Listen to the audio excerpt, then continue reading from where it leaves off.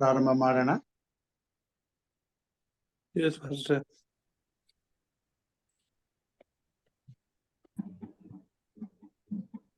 ಪರಾತ್ಪರನಾದ ದೇವರ ನಾಮಕ್ಕೆ ಸ್ತುತಿ ಸ್ತೋತ್ರಗಳನ್ನ ಸಲ್ಲಿಸುತ್ತಾ ಬೆಳಗಿನ ಜಾವದಲ್ಲಿ ಎಚ್ಚರವಾಗಿದ್ದು ಪ್ರಾರ್ಥಿಸಲು ಕೂಡಿ ಬಂದಿರುವಂತ ದೇವರ ಮನೆಗೆ, ದೇವ ಸಭೆಗೆ ಪೂರ್ವಕವಾದಂತ ಸ್ವಾಗತವನ್ನ ನಮ್ಮ ರಕ್ಷಕನಾದಂತ ಯೇಸು ಕ್ರಿಸ್ತನ ಮಧುರ ನಾಮದಲ್ಲಿ ಕೋರುವಂತನಾಗಿದ್ದೇನೆ. ದೇವರು ನಮ್ಮನ್ನ ಆಶೀರ್ವಾದ ಮಾಡಲಿ.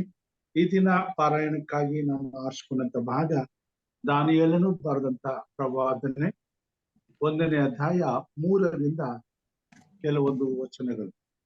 ದಾನಿಯೇಲನು ಬರೆದಂತ ಪ್ರವಾದನೆ 1ನೇ ಅಧ್ಯಾಯ 3ರಿಂದ ಕೆಲವೊಂದು ವಚನಗಳು.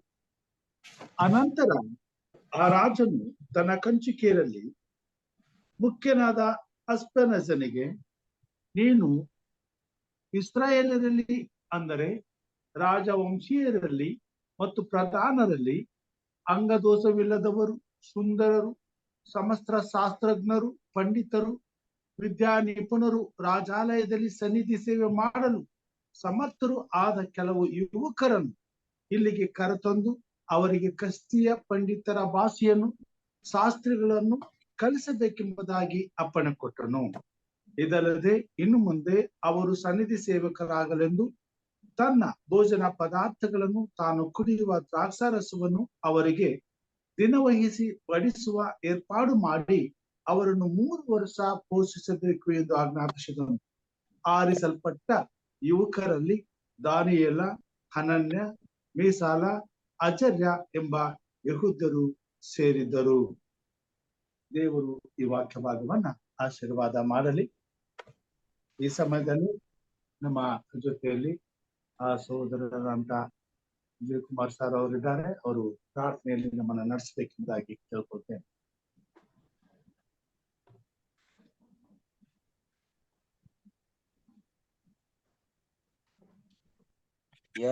ಯಾರು ಫಸ್ಟ್? ವಿಜಯ್ ಕುಮಾರ್ ಸರ್ ಅವರು. ವಿಜಯ್ ಕುಮಾರ್ ಸರ್. ಓಕೆ. ಎಲ್ಲರಿಗೂ ಶುಭಾಶಯಗಳು ಸರ್. ಪ್ರಾರ್ಥನೆ ಮಾಡೋಣ. ಘನಮಾನ ಸ್ತುತಿ ಸ್ತೋತ್ರ ಮಾನ ಪ್ರಭಾವಗಳನ್ನು ಹೊಂದುವುದಕ್ಕೆ ಯೋಗ್ಯನಾಗಿ ಪರಲೋಕದಲ್ಲಿ ಹಾಸನಾಗಿರುವ ಸರ್ವಶಕ್ತನಾಗಿರುವ ತಂದೆಯ ದೇವರೇ, ನಿನ್ನ ನಾಮಕ್ಕೆ ಸ್ತೋತ್ರವಾಗಲಿ.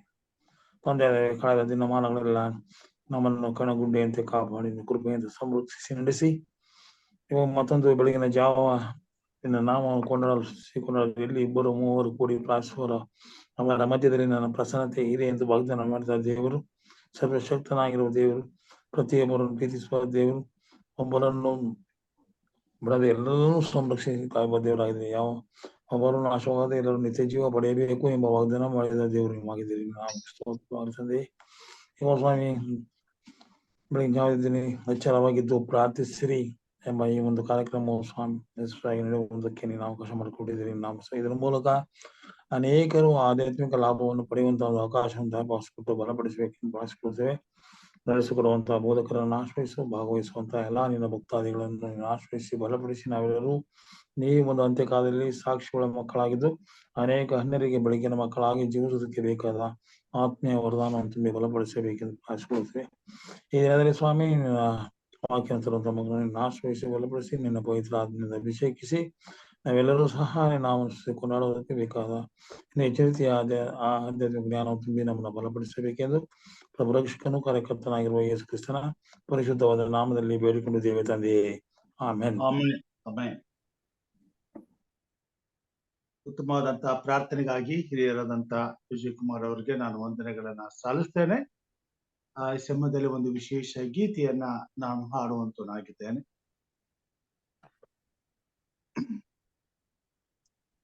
ಕರೆಯುವ ನಿನ್ನ ಕರೆಯುವ ಯೇಸುವು ಪ್ರೀತಿಯಿಂದ ಆತನ ಕೂಗನ್ನು ಕೇಳು ನೀ ಓ ಪ್ರಿಯ ಸ್ನೇಹಿತ. ಕರೆಯುವ ನಿನ್ನ ಕರೆಯುವ ಯೇಸುವು ಪ್ರೀತಿಯಿಂದ ಆತನ ಕೂಗನ್ನು ಕೇಳು ನೀ ಓ ಪ್ರಿಯ ಸ್ನೇಹಿತ. ಕಡು ಪಾಪವ ಗೈದ ನಿನ್ನ ಅಪ್ಪಿಕೊಳ್ಳಲು ಗಾಯವುಳ್ಳ ಹಸ್ತದಿಂದ ನಿನ್ನ ತೊಳೆಯಲು. ಕಡು ಪಾಪವ ಗೈದ ನಿನ್ನ ಅಪ್ಪಿಕೊಳ್ಳಲು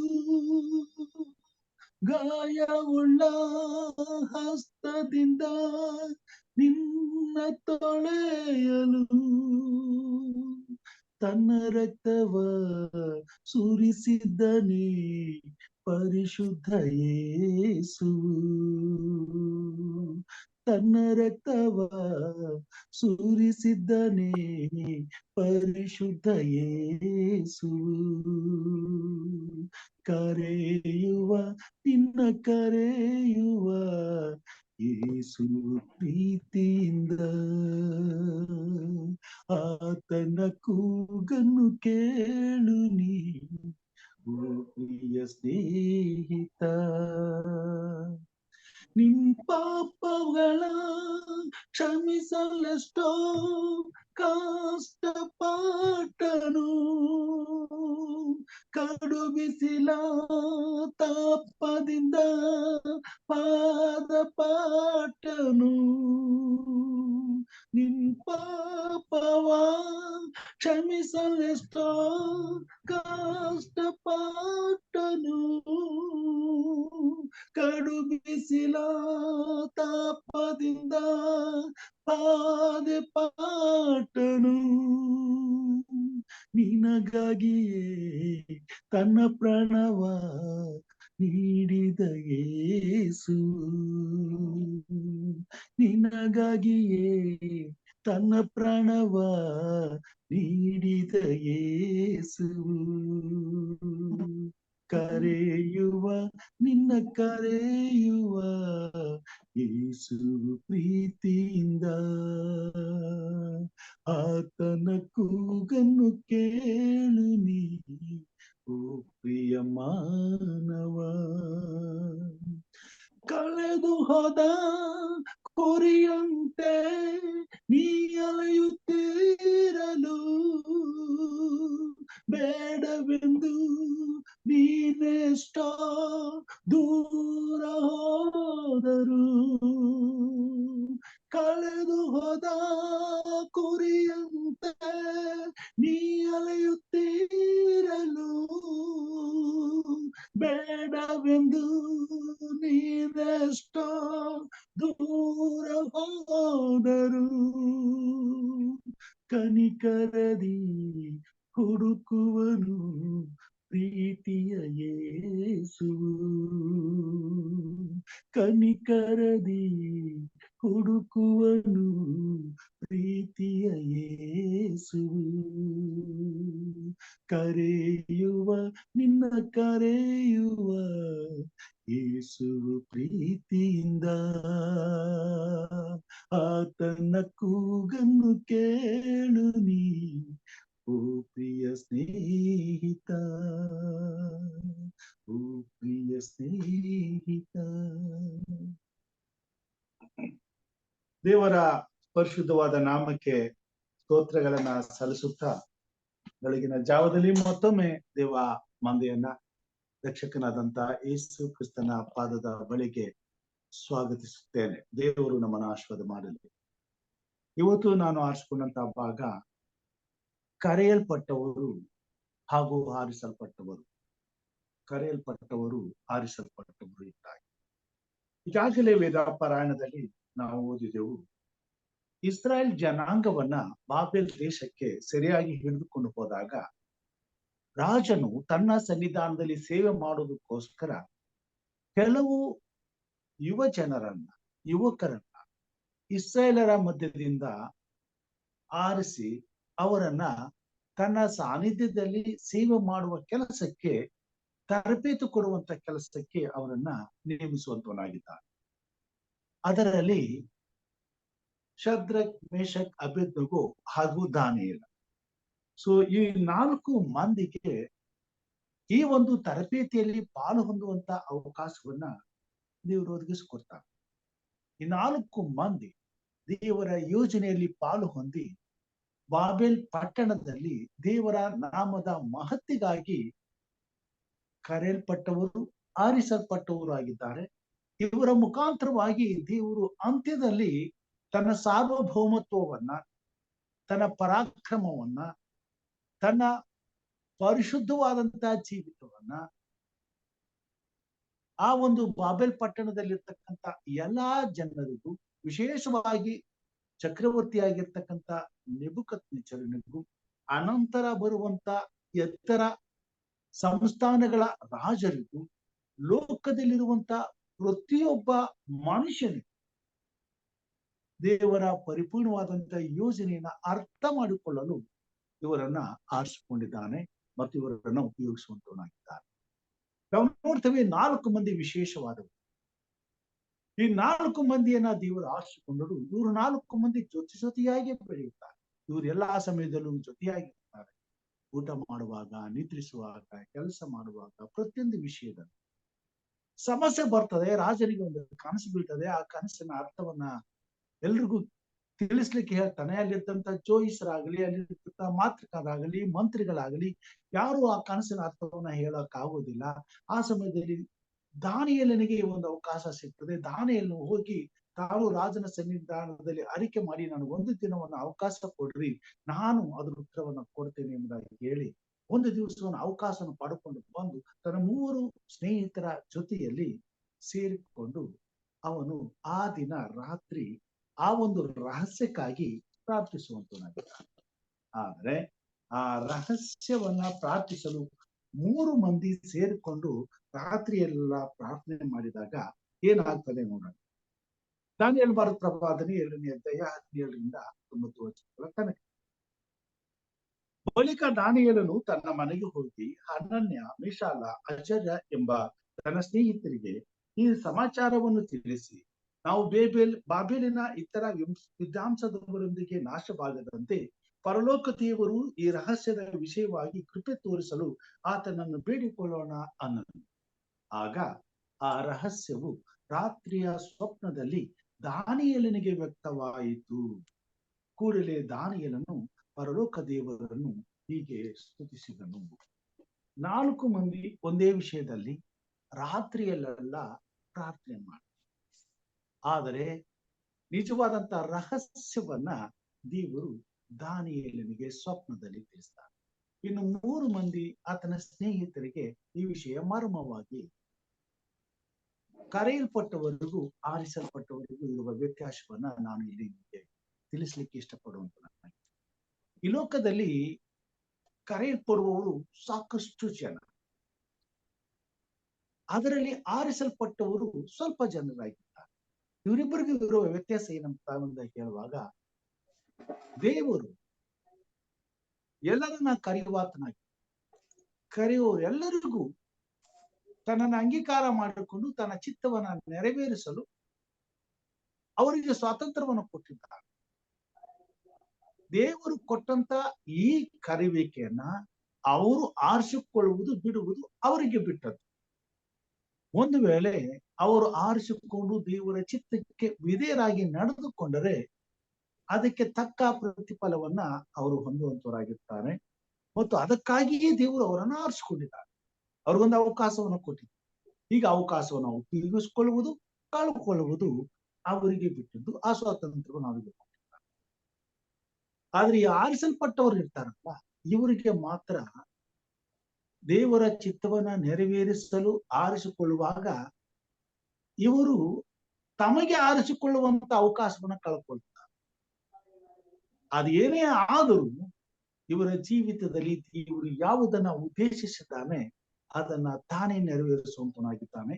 ಮತ್ತು ದೇವರ ಪ್ರಸನ್ನತೆಯಿಂದ, ದೇವರ ನಡೆಸುವಿಕೆಯಿಂದ, ದೇವರ ಯೋಜನೆಯಿಂದ ತಪ್ಪಿಸಿಕೊಂಡು ಓಡಿ ಹೋಗಲು ಇವರಿಗೆ ಯಾವಾಗಲೂ ಸಾಧ್ಯವೇ ಇಲ್ಲ.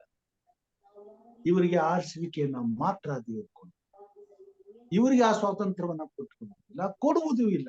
ಆದುದರಿಂದ ಇವರು ಹೇಗೂ ಈ ಭೂಮಿ ಮೇಲೆ ದೇವರ ಚಿತ್ತವನ್ನ ನೆರವೇರಿಸುವುದಕ್ಕೆ ಹುಟ್ಟಿದವರು, ಅದಕ್ಕಾಗಿಯೇ ಕರೆಯಲ್ಪಟ್ಟವರು.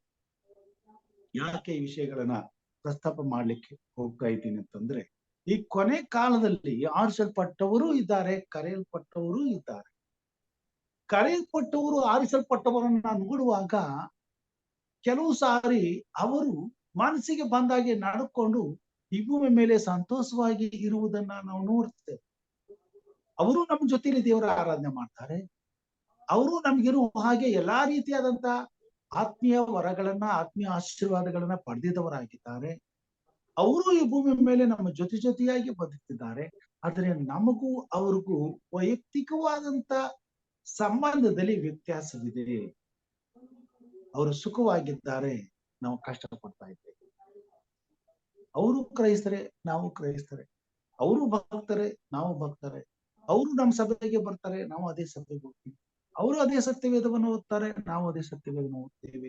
ಅವರು ಸತ್ಯವನ್ನ ತಿಳ್ಕೊಂಡಿದ್ದಾರೆ, ನಾವು ಸತ್ಯವನ್ನ ತಿಳ್ಕೊಂಡಿದ್ದೇವೆ.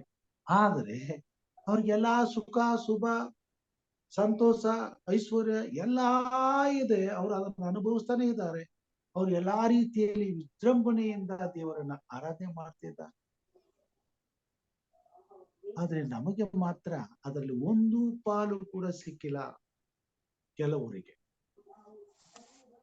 ಅವರು ಅನುಭವಿಸುವಂತ ಸುಖಗಳನ್ನ ಅನುಭವಿಸುವುದಕ್ಕೆ ಪಾಲೇ ಇಲ್ಲ. ಆರಂಭದಿಂದ ಅಂತ್ಯದವರೆಗೂ ಹೋರಾಟವೇ, ಕಷ್ಟವೇ, ಸಂಕಟವೇ, ನಷ್ಟವೇ, ಶೋಧನೆಯೇ, ಸಮಸ್ಯೆಯೇ. ಅನೇಕ ಸಾರಿ ನಮಗೆ ಪ್ರಶ್ನೆ ಬರ್ತದೆ, ಇದೇನಿದು? ದೇವರನ್ನ ನಂಬಿರ್ತಕ್ಕಂಥ ಮಕ್ಕಳು ದೇವರು ವಾಗ್ದಾನಗಳನ್ನ ಈ ಭೂಮಿ ಮೇಲೆ ಅವರು ಅನುಭವಿಸ್ತಾ ಇದ್ದಾರೆ. ಹಾಗಾದ್ರೆ ನಾವು ದೇವರ ವಾಗ್ದಾನಗಳನ್ನ ಕಳೆದುಕೊಂಡು ಬಾ. ದೇವರು ಅವರಿಗೆ ಮಾತ್ರ ಒಳ್ಳೇದನ್ನ ಮಾಡ್ತಾ ಇದ್ದಾನೆ, ನಮಗೆ ಒಳ್ಳೇದನ್ನ ಮಾಡ್ತಾ ಇಲ್ಲ ಅಂತಂದ್ರೆ ದೇವರು ನಮ್ಮನ್ನ ಕರೆದಿಲ್ವಾ? ದೇವರ ಯೋಜನೆಯಲ್ಲಿ ನಾವು ಇಲ್ವಾ? ದೇವರು ನಮ್ಮನ್ನ ಯಾಕೆ ಹೀಗಿಟ್ಟಿದ್ದಾನೆ? ನಾವು ಯಾಕೆ ಪದೇ ಪದೇ ಪದೇ ಇಂಥ ನೋವುಗಳನ್ನು ಅನುಭವಿಸ್ತಲೇ ಬದುಕಬೇಕು? ನಾವು ಯಾಕೆ ಈ ಪರಿಸ್ಥಿತಿಯಲ್ಲೇ ಇರಬೇಕು? ನಮಗೆ ಯಾಕೆ ಈ ಸಂಕಟದಿಂದ ನಾವು ಹೊರಗಡೆ ಬರ್ಲಿಕ್ಕೆ ಆಗ್ತಾ ಇಲ್ಲ?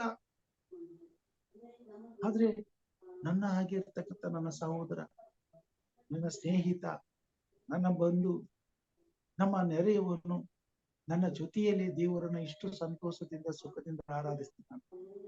ನಾನು ನನ್ನ ಕುಟುಂಬ ನರಳುತ್ತಾ ಇದ್ದೇವೆ. ಕಾರಣ ಏನು? ನಾವು ಕೈ ಬಿಡಲ್ಪಟ್ಟವರ? ದೇವ್ರು ನಮ್ಮನ್ನು ಪ್ರೀತಿಸ್ತಾ ಇಲ್ವಾ? ದೇವ್ರು ನಮ್ಮ ಜೊತೆಗಿಲ್ವಾ? ನಿಜಕ್ಕೂ ಇವರೆಲ್ಲರಿಗಿಂತ ವಿಶೇಷವಾಗಿ ದೇವರ ಭಕ್ತಿಯಲ್ಲಿ, ದೇವರ ಸೇವೆಯಲ್ಲಿ ಹೆಚ್ಚಿನ ಆಸಕ್ತಿಯಿಂದ ನಾನು ಮತ್ತು ನನ್ನ ಕುಟುಂಬ ನಡ್ಕೊಳ್ತಾ ಇದ್ದೇವೆ. ಇನ್ನು ಅನೇಕ ಸಾರಿ ಅವರು ಸುಳ್ಳು ಹೇಳೋದನ್ನ ನೋಡಿದ್ದೀನಿ, ಮೋಸ ಮಾಡೋದನ್ನ ನೋಡಿದ್ದೀನಿ, ಅವ್ರು ವಂಚನೆ ಮಾಡೋದನ್ನ ನೋಡಿದ್ದೀನಿ. ಅನೇಕ ಸಾರಿ ದೇವರ ಆರಾಧನೆಯಲ್ಲಿ ತಪ್ಪಿಸ್ಕೊಳ್ಳೋದನ್ನ ನೋಡಿದ್ದೀನಿ. ಕೆಲವು ಸಾರಿ ಅವ್ರ ಆತ್ಮಿಕವಾದಂತ ಜೀವಿತ, ಪ್ರೇಯರ್ ಇಲ್ಲ, ಭಕ್ತಿ ಇಲ್ಲ, ಏನಿಲ್ಲ. ಆದ್ರೂ ಕ್ರೈಸ್ತರಾಗಿ ಅವರು ಸುಖವಾಗಿರುವಾಗ ನಾನು ಇಷ್ಟು ಕಟ್ಟುನಿಟ್ಟಾಗಿ ಇಷ್ಟೊಂದು ದೇವರ ಪ್ರೀತಿಯಿಂದ ಎಲ್ಲೂ ತಪ್ಪಿಸ್ಕೊಳ್ಬಾರದು ಅಂತ ಹೇಳಿ ಪ್ರತಿಯೊಂದು ವಿಷಯದಲ್ಲಿಯೂ ದೇವರಿಗೆ ಪ್ರಾಮಾಣಿಕನಾಗಿ ಆಸಕ್ತಿಯಿಂದ ಬದುಕುವಂತ ಪ್ರಯತ್ನವನ್ನು ಮಾಡಿದಾಗ್ಯೂ ನನಗೆ ಯಾಕೆ ಶೋಧನೆಗಳು? ನಾನೇ ಯಾಕೆ ಈ ಪರಿಸ್ಥಿತಿಗಳನ್ನ ಎದುರಿಸಬೇಕು? ನನ್ನ ನಂಬಿಕೆಗೆ ಯಾಕೆ ಈ ಶೋಧನೆಗಳು ಬರಬೇಕು? ಇವುಗಳು ನಮ್ಮ ಪ್ರಶ್ನೆಯಾಗಿ ಉಳಿತು. ಅನೇಕ ಸಾರಿ ದೇವರ ಮಕ್ಕಳಿಗೆ ಇಂಥ ಪ್ರಶ್ನೆಗಳು ಎದುರಾಗುವ ಕಾರಣ ಇಷ್ಟೇ. ಇಲ್ಲಿ ದೇವರ ಆರಿಸುವಿಕೆ, ಕರೆಯುವಿಕೆ ಮೇಲೆ ಎರಡು ಗುಂಪಿನಲ್ಲಿ ನಾವಿರುವಂತರಾಗಿದೆ. ಕರೆಯಲ್ಪಟ್ಟವರಿಗೆ ಸ್ವಾತಂತ್ರ್ಯ ಇದೆ. ಅವರು ದೇವರ ಆ ಒಂದು ರಕ್ಷಣೆಯ ಯೋಜನೆಯಲ್ಲಿ ಪಾಲು ಹೊಂದಿ ನಾವು ಅನುಭವಿಸಬೇಕಾದಂತ ಜೀವಿತವನ್ನ ಕ್ರಿಸ್ತನಿಗಾಗಿ ಅನುಭವಿಸುವುದು ಅವ್ರಿಗೂ ಕೊಡಲ್ಪಟ್ಟಿತ್ತು. ಆದ್ರೆ ಅವರು ಅದನ್ನ ಸ್ವೀಕಾರ ಮಾಡ್ಕೊಳ್ಬಹುದು, ಬಿಡಬಹುದು.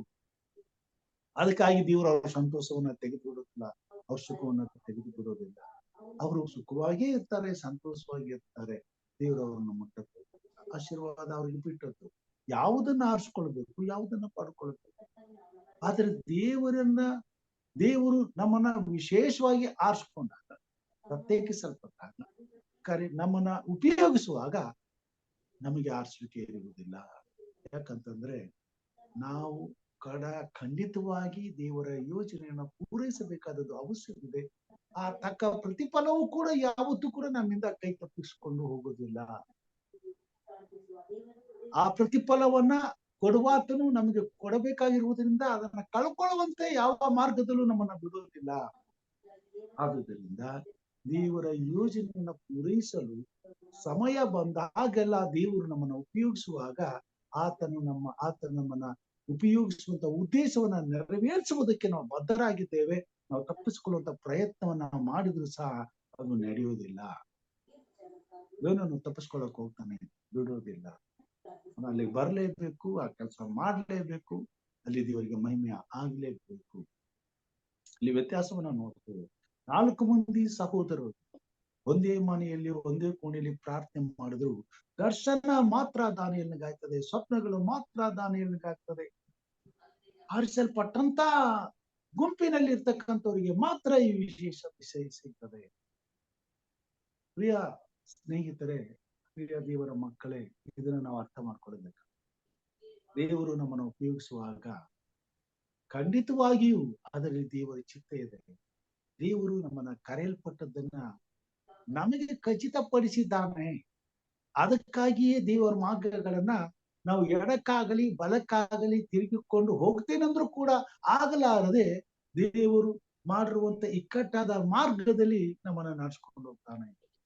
ಅಗಲವಾದ ಮಾರ್ಗದಲ್ಲಿ ಹೋಗ್ತಕ್ಕಂಥ ಬಹಳ ಜನ ಬಿಟ್ಬಿಡ್ತಾರೆ.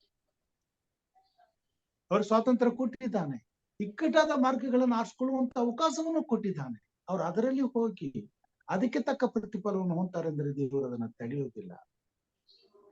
ಲೋಟನು ಅಬ್ರಹಾಮನನ್ನ ಬಿಟ್ಟು ಅಗಲಿಕ್ಕೆ ಒಪ್ಪಿಕೊಂಡರು. ಹೋಗ್ತೀನಿ ಅಂದ್ರೆ ದೇವರು ತಡೆಯಲಿಲ್ಲ. ಹೋಗುವ ಮುಂದಾಗುವಂತ ನಷ್ಟವನ್ನ ಕಡೆಯಲ್ಲಿ ಆತನ ಅನುಭವಿಸ್ಬೇಕಾಗ್ತದೆ. ಆದ್ರೆ ದೇವರು ಅಬ್ರಹಾಮನನ್ನ ಹಾಗೆ ದೇವರು ತಾನು ಆರಿಸಿಕೊಂಡಂತ ವಿಶೇಷವಾಗಿ ತನ್ನ ಯೋಜನೆಯನ್ನು ನಡೆಸುವುದಕ್ಕೆ ಆರಿಸಿಕೊಂಡಂತ ತನ್ನ ಮಕ್ಕಳನ್ನ ಈ ಲೋಕದ ಸುಖವನ್ನ, ಈ ಲೋಕದಲ್ಲಿ ನಡೆಯುವಂತ ಇತರ ಪಾಪಕ್ಕೆ ಒಳಗಾಗುವಂತ ಯಾವುದೇ ಪರಿಸ್ಥಿತಿಗಳಲ್ಲಿ ನಾವು ಸಿಕ್ಕಿ ಬೀಳದ ಹಾಗೆ, ಅದಕ್ಕೆ ಒಳಗಾಗದ ಹಾಗೆ ನಮ್ಮನ್ನ ಬಿಡುವುದಿಲ್ಲ. ಅದಕ್ಕೆ ಒಳಗಾಗುವಂತೆ ಬಿಡುವುದಿಲ್ಲ. ಅವುಗಳು ನಮ್ಮ ಸಮೀಪಕ್ಕೆ ಬರದಾಗಿ ನಮ್ಮ ಪ್ರಿಯ ಸಹೋದರ ಸಹೋದರಿಯರೇ, ಆಶೆಗಳು, ಭಾವನೆಗಳು ಈ ಭೂಮಿ ಮೇಲೆ ಎಲ್ಲರಿಗೂ ಉಂಟು. ಆದ್ರೆ ಅವುಗಳೆಲ್ಲವನ್ನು ದೇವರು ತಾನು ವಿಶೇಷವಾಗಿ ಕರೆಯಲ್ಪಟ್ಟವರಿಗೆ ಅವುಗಳನ್ನ ಅನುಭವಿಸೋದಕ್ಕಾಗಲಿ ಅದನ್ನ ಆರಿಸ್ಕೊಳ್ಳೋದಕ್ಕಾಗಲಿ ದೇವರು ಬಿಡುದು. ಬದಲಾಗಿ ಎಷ್ಟೇ ಇಷ್ಟಪಟ್ಟರು ಅವುಗಳು ನಮ್ಮಿಂದ ದೂರನೇ ಇರ್ತವೆ. ಅವು ನಮ್ಮ ಕೈಗೆ ಸಿಗೋದೇ ಇಲ್ಲ. ನಾವು ಅದಕ್ಕೆ ಅವುಗಳಿಂದ ವಂಚಿತರಾಗಿ ಇರ್ತೇವೆ. ಯಾಕಂದ್ರೆ ಒಂದು ಸಣ್ಣ ಅವಕಾಶ ಸಿಕ್ಕಿದ್ರು ನಮ್ಮ ಆರಿಸುವಿಕೆ ತಪ್ಪಾಗಿ ಹೋಗ್ತದೆ.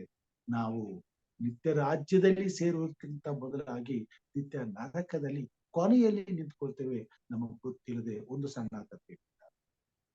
ಆದುದರಿಂದ ಆರಿಸಲ್ಪಟ್ಟವರಿಗೆ ಈ ಭೂಮಿ ಮೇಲೆ ಆರಿಸಿಕೊಳ್ಳೋ ಅವಶ್ಯಕತೆ ಇರುವುದಿಲ್ಲ. ಅವರು ಹೇಗೂ ಕರ್ತನ ಚಿತ್ತವನ್ನ ನೆರವೇರಿಸಲಿಕ್ಕೆ. 12 ಮಂದಿ ಶಿಷ್ಯರಲ್ಲಿ ಯೂದನಿಗೆ ಅವಕಾಶ ಸಿಗಲಿಲ್ಲ. ಅದರ 11 ಮಂದಿ ಶಿಷ್ಯರು ದೇವರ ಚಿತ್ತವನ್ನ ನೆರವೇರಿಸಲೇಬೇಕಾಗಿತ್ತು. ಅದಕ್ಕೋಸ್ಕರ ಮುಂದೆ ಎಷ್ಟೇ ಕಷ್ಟ, ನಷ್ಟ, ಶೋಧನೆ, ಸಮಸ್ಯೆಗಳು ಬಂದರೂ ಅವ್ರ ಹೆಂಡ್ರನ್ನ ನೋಡ್ಲಿಲ್ಲ, ಮಕ್ಕಳನ್ನ ನೋಡ್ಲಿಲ್ಲ, ತಾಯಿನ ನೋಡ್ಲಿಲ್ಲ, ತಂದೆನ ನೋಡ್ಲಿಲ್ಲ, ಬಂಧು ಬಳಗವನ್ನ ನೋಡ್ಲಿಲ್ಲ, ಸುಖವನ್ನ ಅವರು ಯೋಚಿಸಲೇ ಇಲ್ಲ. ಕೊನೆಗೆ ಸಾಯುವಾಗ ಪೇತ್ರನಿಂದ ಬಿಟ್ಟ ಹಾಕು, ಕ್ರಿಸ್ತನಂತೆ ನನ್ನನ್ನ ಸಿಲುಬೆಗೇರಿಸಬೇಡ, ನನ್ನ ಕಾಲು ಮೇಲಕ್ ಮಾಡು, ತಲೆನ ಕೆಳಕ್ ಮಾಡು. ದೇವ್ರ ವಾಕ್ಯದಲ್ಲಿ ಇಬ್ಬರು ಬರ್ತದೆ. ಕೆಲವು ನೋಡ್ತೇವೆ, ಕೆಲವರು ಕರಗಸದಿಂದ ಕೊಲಿಸಿಕೊಂಡು, ಕೆಲವೊಬ್ರು ಕತ್ತಿಯಿಂದ ಸಂಹರಿಸಿದರು, ಕೆಲವರು ಜೀವಮಾನವೆಲ್ಲ ಕಷ್ಟ, ನೋವು, ಸಂಕಟ, ಹಿಂಸೆಗಳನ್ನೇ ಅನುಭವಿಸಿದ್ರು. ದೇವರ ವಾಕ್ಯದಲ್ಲಿ ನಮಗೆ ಎಷ್ಟು ಆಧಾರಗಳನ್ನ ನಾವು ನೋಡುತ್ತಾರೆ. ಯೆರೆಮೀಯನನ್ನ ದೇವರು ಕರೀತಾನೆ. ಯೆರೆಮೀಯನಿಗೆ ಬಂದಂತ ಕಷ್ಟ ಸಂಕಟಗಳಲ್ಲಿ ಯೆರೆಮೀಯನ ಮಾತುಗಳನ್ನ ನಾವು ನೋಡೋಣ. 20ನೇ ಅಧ್ಯಾಯ 14ರಿಂದ 18ನೇ ವಚನ.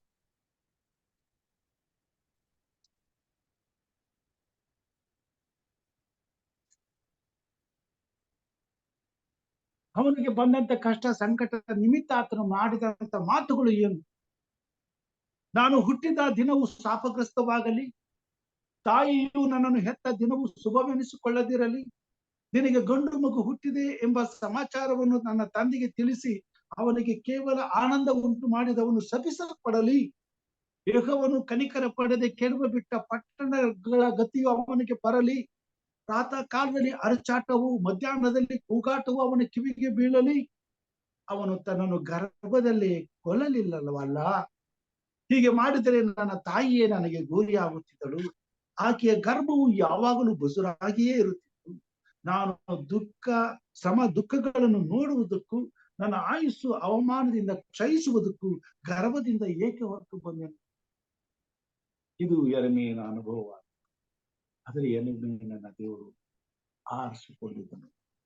ಅವನ ಜೀವಮಾನವೆಲ್ಲ ದೇವರ ಯೋಜನೆಯನ್ನ ನೆರವೇರಿಸುವುದಕ್ಕೋಸ್ಕರ ಬರೀ ನೋವನ್ನೇ ಅನುಭವಿಸಬೇಕಾಯ್ತು, ಸಂಕಟವನ್ನೇ ಅನುಭವಿಸಬೇಕಾಯ್ತು.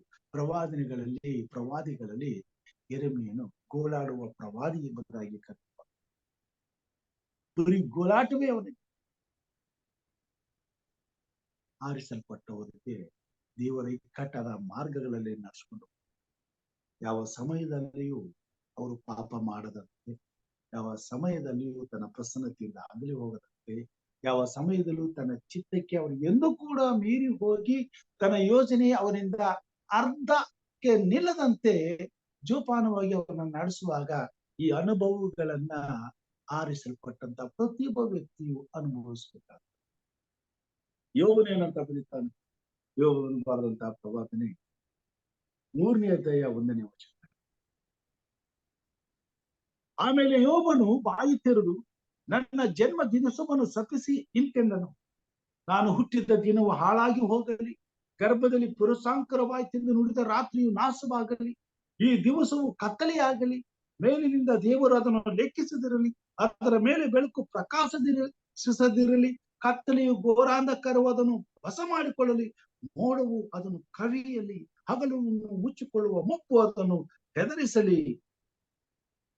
ಯೋಬನು ಕೇಳಿದ್ರೆ ಇಲ್ಲಿ ಹೇಳ್ತಾ ಹೋಗ್ತಾನೆ, ತಾನು ಹುಟ್ಟಿದ್ದನ್ನ ಯಾಕಪ್ಪ ತಪ್ಪಿಸ್ತಾನೆ ಅವನು. ಯಾಕಂದ್ರೆ ಅಂತ ನೋವುಗಳನ್ನ ತಪ್ಪಿಸ್ಕೊಳ್ಳೋಕ್ಕಾಗೇ ಇಲ್ಲ. ಅವರು ತಪ್ಪಿಸ್ಕೊಳ್ಳುವಂತ ಜಾಗ ಸಿಗಲೇ ಇಲ್ಲ, ಎಲ್ಲೂ ಅವಕಾಶ ಒದಗಿ ಬರಲೇ ಇಲ್ಲ. ಅನುಭವಿಸ್ಲೇಬೇಕಾಯ್ತು. ಅನುಭವಿಸಿದ್ರು.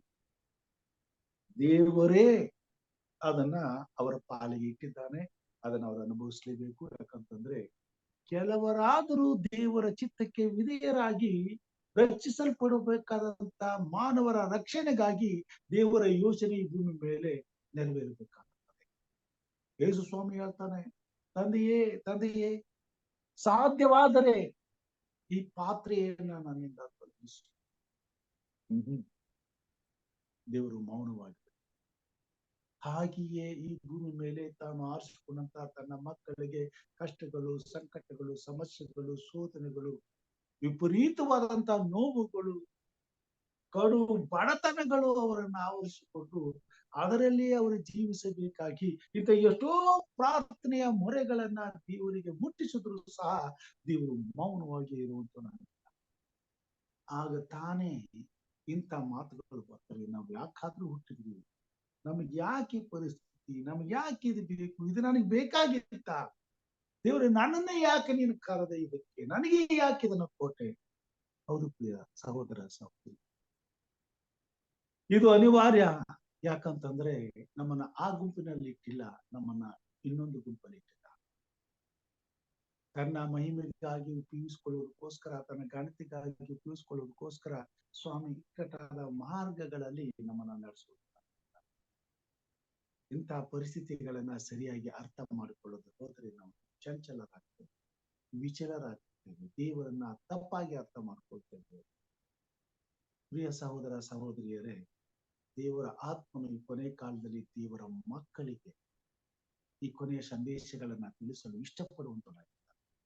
ಹೆದರಬೇಡ್ರಿ, ಕಳವಳಗೊಳ್ಳಬೇಡ್ರಿ, ನಾನೇ ನಿಮ್ಮೊಂದಿಗಿದ್ದೇನೆ.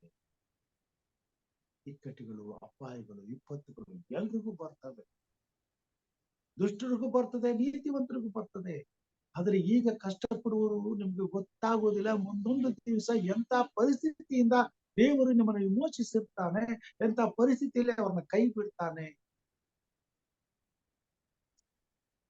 ಈ ಭೂಮಿ ಮೇಲೆ ಏನೇ ಆದ್ರೂ ನಿಮ್ಮ ತಲೆಯ ಒಂದು ಕೂದಲು ಕೂಡ ನೆಲಕ್ಕೆ ಬೀಳುವುದಿಲ್ಲ. ಯಾಕಂದ್ರೆ ನಾನು ನನ್ನ ಕಣ್ಣು ಬುದ್ಧಿನಂತೆ ನಿಮ್ಮನ್ನ ಜೋಪಾನ ಮಾಡುತ್ತಿದ್ದೇನೆ. ನಿನ್ನ ಮುಖಾಂತರವಾಗಿ ನನ್ನ ಯೋಜನೆ ಸಂಪೂರ್ಣವಾಗುತ್ತದೆ. ಎಲ್ಲಿಯೂ ನನ್ನ ನಾಮಕ್ಕೆ ಕುಂದು ಬರಬಾರದು.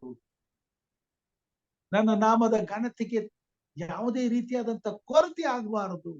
ಅದಕ್ಕಾಗಿಯೇ ನಾನು ನಿನ್ನನ್ನು ಆರಿಸಿಕೊಂಡಿದ್ದೇನೆ, ನನ್ನನ್ನು ಉಪಯೋಗಿಸ್ತಾ ಇದ್ದೇನೆ.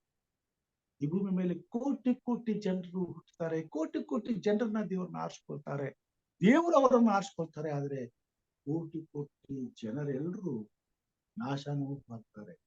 ಆದ್ರೆ ದೇವರು ಆರಿಸಲ್ಪಟ್ಟವ್ರು ಮಾತ್ರ ಎಂದು ನಾಶ ಆಗ್ಬಹುದು. ಯಾಕಂತಂದ್ರೆ ಅವರಿಗೋಸ್ಕರ ದೇವರೇ ಕಾರ್ಯ ಮಾಡುವಂತನಾಗಿದ್ದಾರೆ. ಯಾವುದೇ ಪರಿಸ್ಥಿತಿಯಲ್ಲಿಯೂ ತನ್ನ ಚಿತ್ತದಿಂದ ಅಗಲಿ ಹೋಗದ ಹಾಗೆ, ಎಡಕ್ಕಾಗಲಿ ಬಲಕ್ಕಾಗಲಿ ತಿರುಗಿಕೊಳ್ಳದಾಗಲೇ ಇಕ್ಕಟ್ಟಾದ ಮಾರ್ಗದಲ್ಲಿ ಅವರನ್ನ ನಡೆಸಿ ಮುಟ್ಟಬೇಕಾದ ಗುರಿಯನ್ನ ಮುಟ್ಟಿಸ್ತಾನೆ. ದುಷ್ಟರಿಗೆ ಕಷ್ಟ ನಷ್ಟಗಳು ಬಂದಾಗ ಹೊಟ್ಟಿನಂತೆ ಹಾರಿ ಹೋಗ್ತಾರೆ. ತಿರುಗಿ ನೋಡಿದ್ರೆ ಅವ್ರು ಇರೋದೇ, ಅವ್ರು ಹುಟ್ಟಿದಂತ ಸ್ಥಳ, ಅವ್ರಿದ್ದಂತ ಸ್ಥಳ ಒಂದು ಕೂಡ ಅವ್ರನ್ನ ತಿರುಗಿ ನೋಡೋದಿಲ್ಲ. ಆದರೆ ನೀತಿವಂತನು 7 ಸಾರಿ ಬಿದ್ದರು ಮತ್ತೆ ಹೇಳ್ತಾನೆ, ಅವ್ರಿಗೆ ಕಷ್ಟ ನಷ್ಟಗಳು ಎಷ್ಟೇ ಸಂಭವಿಸಿದರೂ ಕೂಡ ಅವ್ರಿಗೆ ಭೂಮಿ ಮೇಲೆ ದೇವರಿಗಾಗಿ, ದೇವರ ಚಿತ್ತವನ್ನ ನೆರವೇರಿಸುವುದಕ್ಕಾಗಿ ಸದಾಕಾಲ ಜೀವಿಸುವವರ. ಪ್ರಿಯ ಸ್ನೇಹಿತರೆ, ಇಂಥ ಪರಿಸ್ಥಿತಿಯನ್ನು ನಾವು ಎದುರಿಸುತ್ತಿರಬಹುದು, ಇಂಥ ಪ್ರಶ್ನೆಗಳು ನಮಗಿರಬಹುದು. ಇಂಥ ಸಮಯದಲ್ಲಿ ದೇವರ ನಡೆಸುವಿಕೆಯನ್ನ ನಾವು ಅರ್ಥ ಮಾಡ್ಕೊಳ್ಬೇಕು. ಕೊನೆಗೆ ಇವರಿಗೆಲ್ಲ ಆ ಒಂದು ನಡೆಸುವಿಕೆ ಅರ್ಥ ಆದ ಮೇಲೆ ಪೌಲನು ಹೇಳ್ತಾನೆ, ನನಗೆ ನಷ್ಟವಾಗುವುದು ಲಾಭವನ್ನು ಎಣಿಸಿದ್ದನ್ನೆಲ್ಲ ನಾನು ದೇವರ ಸೇವೆಯಲ್ಲಿ ನಷ್ಟ ಎಂಬುದಾಗಿತ್ತು. ಯಾವ್ಯಾವ್ದು ಸುಖ ಅಂತ, ಯಾವ್ಯಾವ್ದು ಸುಖವನ್ನು ಅನುಭವಿಸ್ಬೇಕಾಗಿತ್ತು, ಯಾವ್ಯಾವ ಸುಖಕ್ಕಾಗಿ ಈ ಭೂಮಿ ಮೇಲೆ ನನ್ನ ಶರೀರ ಇಷ್ಟಪಡ್ತು, ಅವನ್ನೆಲ್ಲ ಎಷ್ಟು ನಾನು ಕಳ್ಕೊಂಡೆ, ಅದು ನಷ್ಟ ಆಯ್ತು ಅಂದೆ. ಆದ್ರೆ ಅದರಿಂದ ನನಗೆ ಲಾಭವೇ ಆಯಿತು. ದೇವರ ಮಕ್ಕಳಾದ ನಮಗೆ ಈಗ ಗೊತ್ತಾಗುವುದಿಲ್ಲ. ಸ್ವಲ್ಪ ಕಾಲ ಈ ನೋವುಗಳನ್ನ, ಈ ಸಂಕಟಗಳನ್ನ, ಈ ಶೋಧನೆಗಳನ್ನ ಎದುರಿಸುವಾಗ, ಅನುಭವಿಸುವಾಗ ಅದು ದುಃಖಕರವಾಗಿ ಕಾಣ್ತದೆ. ದೇವರು ಬೇಸರ ಹೇಳ್ತಾನೆ, ಈಗ ದುಃಖ ಪಡುವವರೇ, ಒಂದು ಕಾಲ ಬರ್ತದೆ, ನೀವು ಸಂತೋಷಿಸ್ತೀರಿ, ಉಲ್ಲಾಸಿಸ್ತೀರಿ, ಹರ್ಷಿಸ್ತೀರಿ. ಆದ್ರೆ ಈಗ ಸುಖ ಪಡುವಂತವ್ರು, ಈಗ ಸಂತೋಷ ಪಡುವಂತವ್ರು ಅವರು ಕಣ್ಣು ಮುಂದೆ ಇರೋದೇ ಇಲ್ಲ.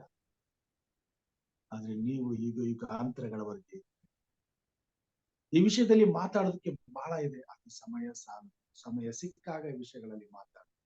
ಆದ್ರೆ ಕೆಲವೊಂದು ವಿಷಯವನ್ನ ಮಾತ್ರ ನಮ್ಮ ಗಮನದಲ್ಲಿ ತರಲಿಕ್ಕೆ ಇಷ್ಟಪಡ್ತೇವೆ. ನಾವು ಆರಿಸಲ್ಪಟ್ಟವರಾಗಿದ್ದರೆ ಇಕ್ಕಟ್ಟಾದ ಮಾರ್ಗದಲ್ಲಿಯೇ ನಮ್ಮನ್ನ ನಡೆಸ್ತಾನೆ. ಆ ಮಾರ್ಗವು ಇಕ್ಕಟ್ಟಾಗಿರ್ತದೆ ಎಂದು ಕೂಡ ಲೋಕವನ್ನ ಅನುಭವಿಸುವುದಕ್ಕೆ ಬಿಡುವುದಿಲ್ಲ, ಲೋಕದವರಂತೆ ಜೀವಿಸುವುದಕ್ಕೆ ಬಿಡುವುದಿಲ್ಲ. ಲೋಕದಿಂದ ಬರುವಂತ ಸುಖಗಳು ಪಾಪದಲ್ಲಿ ನಮ್ಮನ್ನ ಸಿಕ್ಕಿಸಿಕೊಳ್ಳುವುದಕ್ಕೆ ಸೈತಾನನ ಕೈಗೆ ನಮ್ಮನ್ನ ಬಿಟ್ಟು ಕೊಡುವುದಿಲ್ಲ. ಅದಕ್ಕಾಗಿಯೇ ನಾವು ಈ ಭೂಮಿ ಮೇಲೆ ಬಡತನದಲ್ಲಿಯೂ, ಕಷ್ಟದಲ್ಲಿಯೂ, ಸಂಕಟಗಳಲ್ಲಿಯೂ, ನೋವುಗಳಲ್ಲಿಯೂ, ದುಃಖಗಳಲ್ಲಿಯೂ ತಿರಸ್ಕರಿಸಲ್ಪಟ್ಟವರಾಗಿ ಈ ಭೂಮಿ ಮೇಲೆ ಬರ್ತೇವೆ. ಪೌಲನು ಬರೀತಾನೆ, ನಾವು ಎಲ್ಲಾ ಬೀಸಾಕಿದಂತ ಹೊಲಸಿನಂತೆ ಬಿದ್ದಿರ್ತೇವೆ. ನಮ್ಮ ಬಗ್ಗೆ ಯಾರಿಗೂ ಕಾಳಜಿ ಇರುವುದಿಲ್ಲ, ಯಾರು ಕೇರ್ ಮಾಡೋದಿಲ್ಲ. ಧಿಕ್ಕರಿಸಲ್ಪಟ್ಟವರಾಗಿರ್ತೇವೆ, ಆದ್ರೆ ಕೈ ಬಿಡಲ್ಪಟ್ಟವರಲ್ಲ. ದೇವರು ನಮ್ಮನ್ನ ಮರೆಯುವುದಿಲ್ಲ. ಮರ್ತು ಬಿಟ್ರು ಅಂತ ತಿಳ್ಕೊಂಡಿರ್ತೀವಿ, ದೇವರು ನಮ್ಮನ್ನ ಮರ್ತಿರೋದಿಲ್ಲ. ಮರೆಯಲ್ಪಟ್ಟವರಲ್ಲ. ದೇವರ ವಿಶೇಷವಾದಂತ ಕಾಳಜಿ ನಮ್ಮ ಮೇಲೆ ಇರ್ತದೆ. ಪ್ರತಿ ಹೆಜ್ಜೆಯನ್ನ ದೇವರು ಗಮನಿಸ್ತಾನೆ. ಪ್ರತಿ ನಮ್ಮ ಅಪಾಯದಲ್ಲಿ ತನ್ನ ವಿಶೇಷವಾದಂತ ರಕ್ಷಣೆಯನ್ನ ಆತನು ನಮಗೋಸ್ಕರ ಸಿದ್ಧ ಮಾಡಿ ಇಟ್ಟಿದ್ದಾನೆ. ನಾವು ಬೀಳದಂತೆ ಜೋಪಾನ ಮಾಡ್ತಾನೆ, ಕಾಪಾಡ್ತಾನೆ. ಯಾಕಂತಂದ್ರೆ ನೀತಿವಂತರು, ಆರಿಸಲ್ಪಟ್ಟವರು ಮಾತ್ರ. ಆರಿಸಲ್ಪಟ್ಟವರು ಆ ನೀತಿಯನ್ನು ಅನುಸರಿಸುವಾಗ, ಅನುಭವಿಸುವಾಗ ಎಲ್ಲಾ ಕಷ್ಟ ಸಂಕಟಗಳನ್ನ ದೇವರು ಅನುಭವಿಸಲೇಬೇಕಾದಂತ ಸಾಮರ್ಥ್ಯವನ್ನು, ಶಕ್ತಿಯನ್ನು ಕೊಟ್ಟು ಆ ಕ್ಷಣವನ್ನ ದಾಟಿ ಹೋಗುವ ಹಾಗೆ ಮಾಡ್ತಾರೆ. ದಾವೀದನು ಬರೀತಾನೆ, ನನ್ನ ತಲೆಯ ಮೇಲೆ ಸಮುದ್ರದ ಅಲೆಗಳು ದಾಟಿ ಹೋದ, ಬಂಡಿಗಳು, ರಥಗಳು ನನ್ನ ಮೇಲೆ ಹಾದು ಹೋಗುವಂತೆ ಮಾಡಿದ್ರು. ಇದು ನಮ್ಮ ಅನುಭವ. ಆರಿಸಲ್ಪಟ್ಟವರು ಯೆರೆಮೀಯನು ಬರೀತಾನೆ, ನನ್ನ ಕೂದಲನ್ನ ಕಿತ್ಕೊಂಡು ನನ್ನ ಗಡ್ಡದಲ್ಲಿರ್ತಕ್ಕಂಥ ಕೂದಲನ್ನ ಕಿತ್ತು ಬಿಸಾಕಬೇಕು, ಚಿತ್ರಹಿಂಸೆಗಳನ್ನು ಕೊಟ್ಟು, ಇದು ನಮ್ಮ ಅನುಭವವಾಗಿರ್ತದೆ. ಆರಿಸಲ್ಪಟ್ಟವ್ರಿಗೆ ಈ ಭೂಮಿ ಮೇಲೆ ಎಂತಹ ಸಂಕಟದ ಅನುಭವಗಳು ನಮಗಿದ್ರು ದೇವರ ವಾಕ್ಯದಲ್ಲಿ ಹೇಳ್ತಾನೆ, ಈಗೋ ನನ್ನ ಬಲಗೈಯನ್ನ ನಿನಗೆ ಆಹಾರವಾಗಿ, ನನ್ನ ಹಸ್ತವು ನಿನ್ನನ್ನ ಕೈ ಹಿಡಿದಿದೆ. ಕೈ ಹಿಡಿದಿದ್ದೇನಲ್ಲ, ಹೆದರಬೇಡ, ಕಳವಳ ಪಡಬೇಡ. ಇಸಾಯನ ಪ್ರವಾದನೆ 49ನೇ ಅಧ್ಯಾಯ 1ರಿಂದ. ನಾನೇ ನಿನ್ನೊಂದಿಗೆ, ಹೆದರದಿರು, ದಿಗ್ಭ್ರಮೆಗೊಳ್ಳದಿರು, ನಾನು ನಿನ್ನನ್ನು ನಾನೇ ನಿನ್ನ ಕೈ. ಪ್ರಿಯ ಸ್ನೇಹಿತರೆ, ದೇವರ ಮಕ್ಕಳೇ, ಈ ಅನುಭವ ಆರಿಸಲ್ಪಟ್ಟವರಿಗೆ ಮಾತ್ರ ಆಗ್ತದೆ. ಒಂದು ವೇಳೆ ನಮ್ಮ ಜೀವಿತದಲ್ಲಿ ಈ ಅನುಭವ ಇದ್ದರೆ ದೇವರಿಗೆ ಸ್ತೋತ್ರ ಹೇಳೋಣ. ಅದನ್ನೇ ಯೇಸು ಸ್ವಾಮಿ ಹೇಳಿದ್ರು, ಇದನ್ನೆಲ್ಲ ಅನುಭವಿಸುವಾಗ ನೀವು ದೇವರಿಗೆ ಸ್ತೋತ್ರ ಹೇಳಿರಿ, ಸಂತೋಷ ಪಡ್ರಿ, ಉಲ್ಲಾಸ ಪಡ್ರಿ, ಅಂತ್ಯದಲ್ಲಿ ನಿಮಗೆ ಪ್ರಿಯ ದೇವರ ಮಕ್ಕಳೇ, ಈ ಸತ್ಯವನ್ನು ನಾವು ಅರ್ಥ ಮಾಡಿಕೊಂಡ ಅದಕ್ಕಾಗಿ ದೇವರ ಚಿತ್ತಕ್ಕೆ ಹೆಗಲು ಕೊಡೋಣ.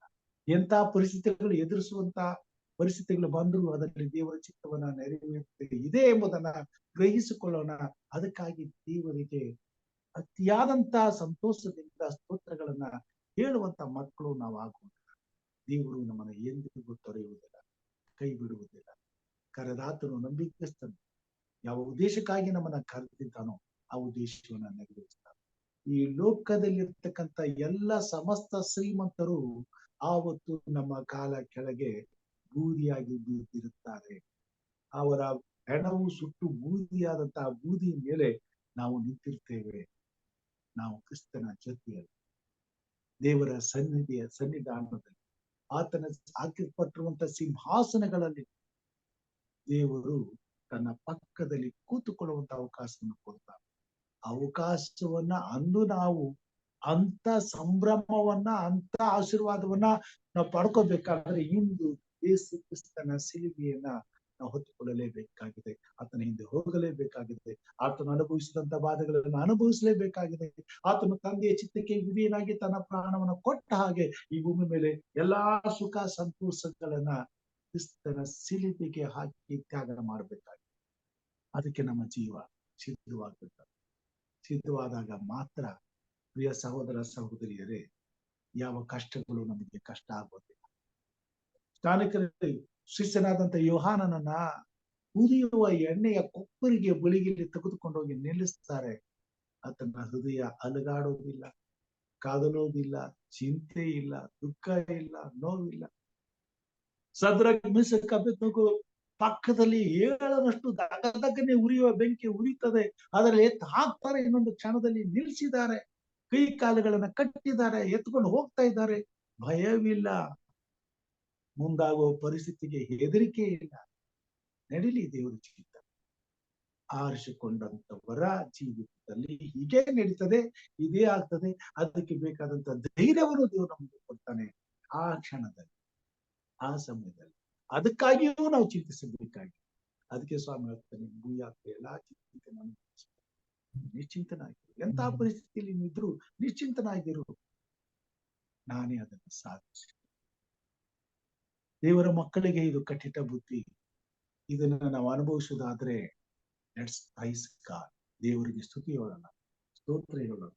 ದೇವರೇ, ನನ್ನ ಚಿತ್ತದಂತಾಗದೆ ನಿನ್ನ ಚಿತ್ತವೇ ನೆರವೇರಲಿ ಎಂಬುದಾಗಿ ಕರ್ತನ ಚಿತ್ತಕ್ಕೆ ನಮ್ಮನ್ನು ಒಪ್ಪಿಸಿಕೊಡೋಣ. ಹಾಗೆ ಮಾಡುವಾಗೆ ದೇವರು ನಮ್ಮೆಲ್ಲರನ್ನ ಆಶೀರ್ವಾದ ಮಾಡಲಿ, ತನ್ನ ಮಹಿಮೆಗಾಗಿ ಉಪಯೋಗಿಸಿಕೊಳ್ಳಲಿ, ತನ್ನ ಚಿತ್ತವನ್ನ ನೆರವೇರಿಸಲಿ. ಹಾಗೂ ಆತನ ಚಿತ್ತಕ್ಕಾಗಿ ಆರಿಸಿಕೊಂಡಂತ ಪ್ರತಿಯೊಬ್ಬ ದೇವರ ಮಗನಿಗೂ, ಆರಿಸಲ್ಪಟ್ಟವರು, ಕರೆಯಲ್ಪಟ್ಟವರಿಗೂ ಈ ಸತ್ಯ ಅರ್ಥ ಆಗಿ ಆರಿಸುವಿಕೆಯಲ್ಲಿ ಮೋಸ ಹೋಗದ ಹಾಗೆ ಈ ಭೂಮಿ ಮೇಲೆ ಕರೆಯಲ್ಪಟ್ಟಂತ ಎಲ್ಲಾ ಜನರು ದೇವರ ಕೃಪಾ ಸನ್ನಿಧಾನದಲ್ಲಿ ಇಕ್ಕಟ್ಟಾದ ಮಾರ್ಗದಲ್ಲಿ ನಡೆದು ದೇವರನ್ನ ಮಹಿಮೆ ಪಡಿಸುವ ಹಾಗೆ ಕರ್ತನ ಆತ್ಮನು ಈ ಕೊನೆ ಕಾಲದಲ್ಲಿ ಎಲ್ಲರಿಗೂ ನಡೆಸಲ್ಪಡಲಿ, ಅನುಗ್ರಹಿಸಲಿ ಎಂಬುದಾಗಿ ನಮ್ಮ ಪ್ರಾರ್ಥನೆ ಆಗಿರ್ಬೇಕು.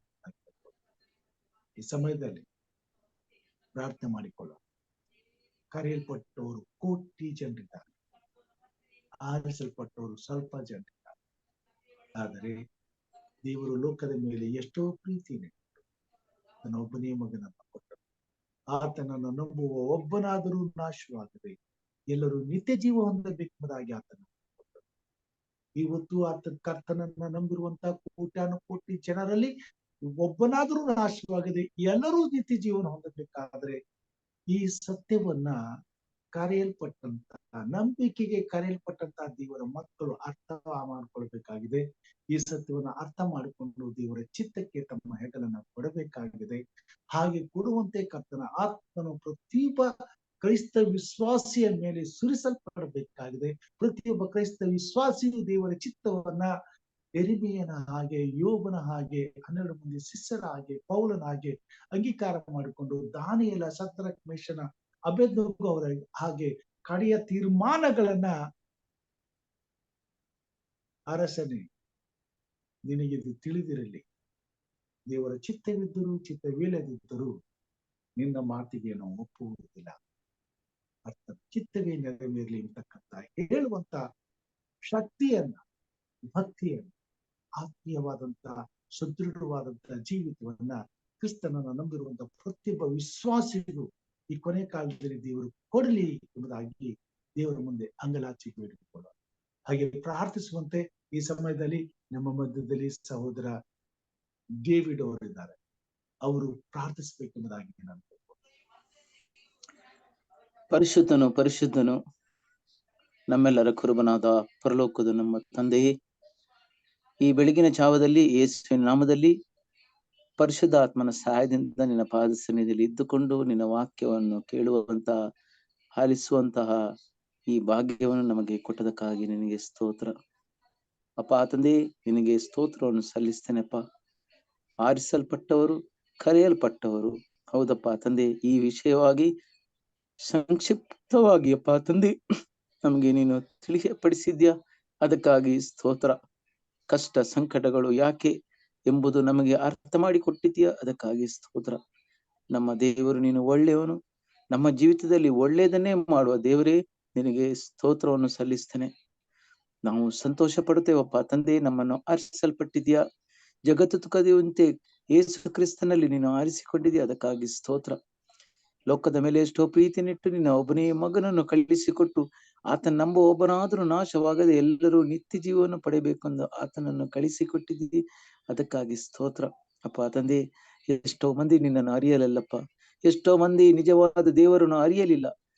ಸೃಷ್ಟಿಕರ್ತನನ್ನು ಬಿಟ್ಟು ಸೃಷ್ಟಿಯನ್ನು ಪೂಜಿಸುವಂತ ಈ ಜನಗಳ ಮಧ್ಯದಲ್ಲಿ ಹೌದಪ್ಪ ತಂದೆ, ನಮ್ಮನ್ನಪ್ಪ ನಿನ್ನ ಮಕ್ಕಳಾಗಿ ನಿನ್ನ ಅಪ್ಪ ತಂದೆ ಸುವಾರ್ತೆಯನ್ನು ಸಾರುವುದಕ್ಕಾಗಿ ಅಪ್ಪ ತಂದೆ ನಮ್ಮನ್ನು ನೀನು ಇಟ್ಟಿದೆಯಾ, ಅದಕ್ಕಾಗಿ ಸ್ತೋತ್ರ.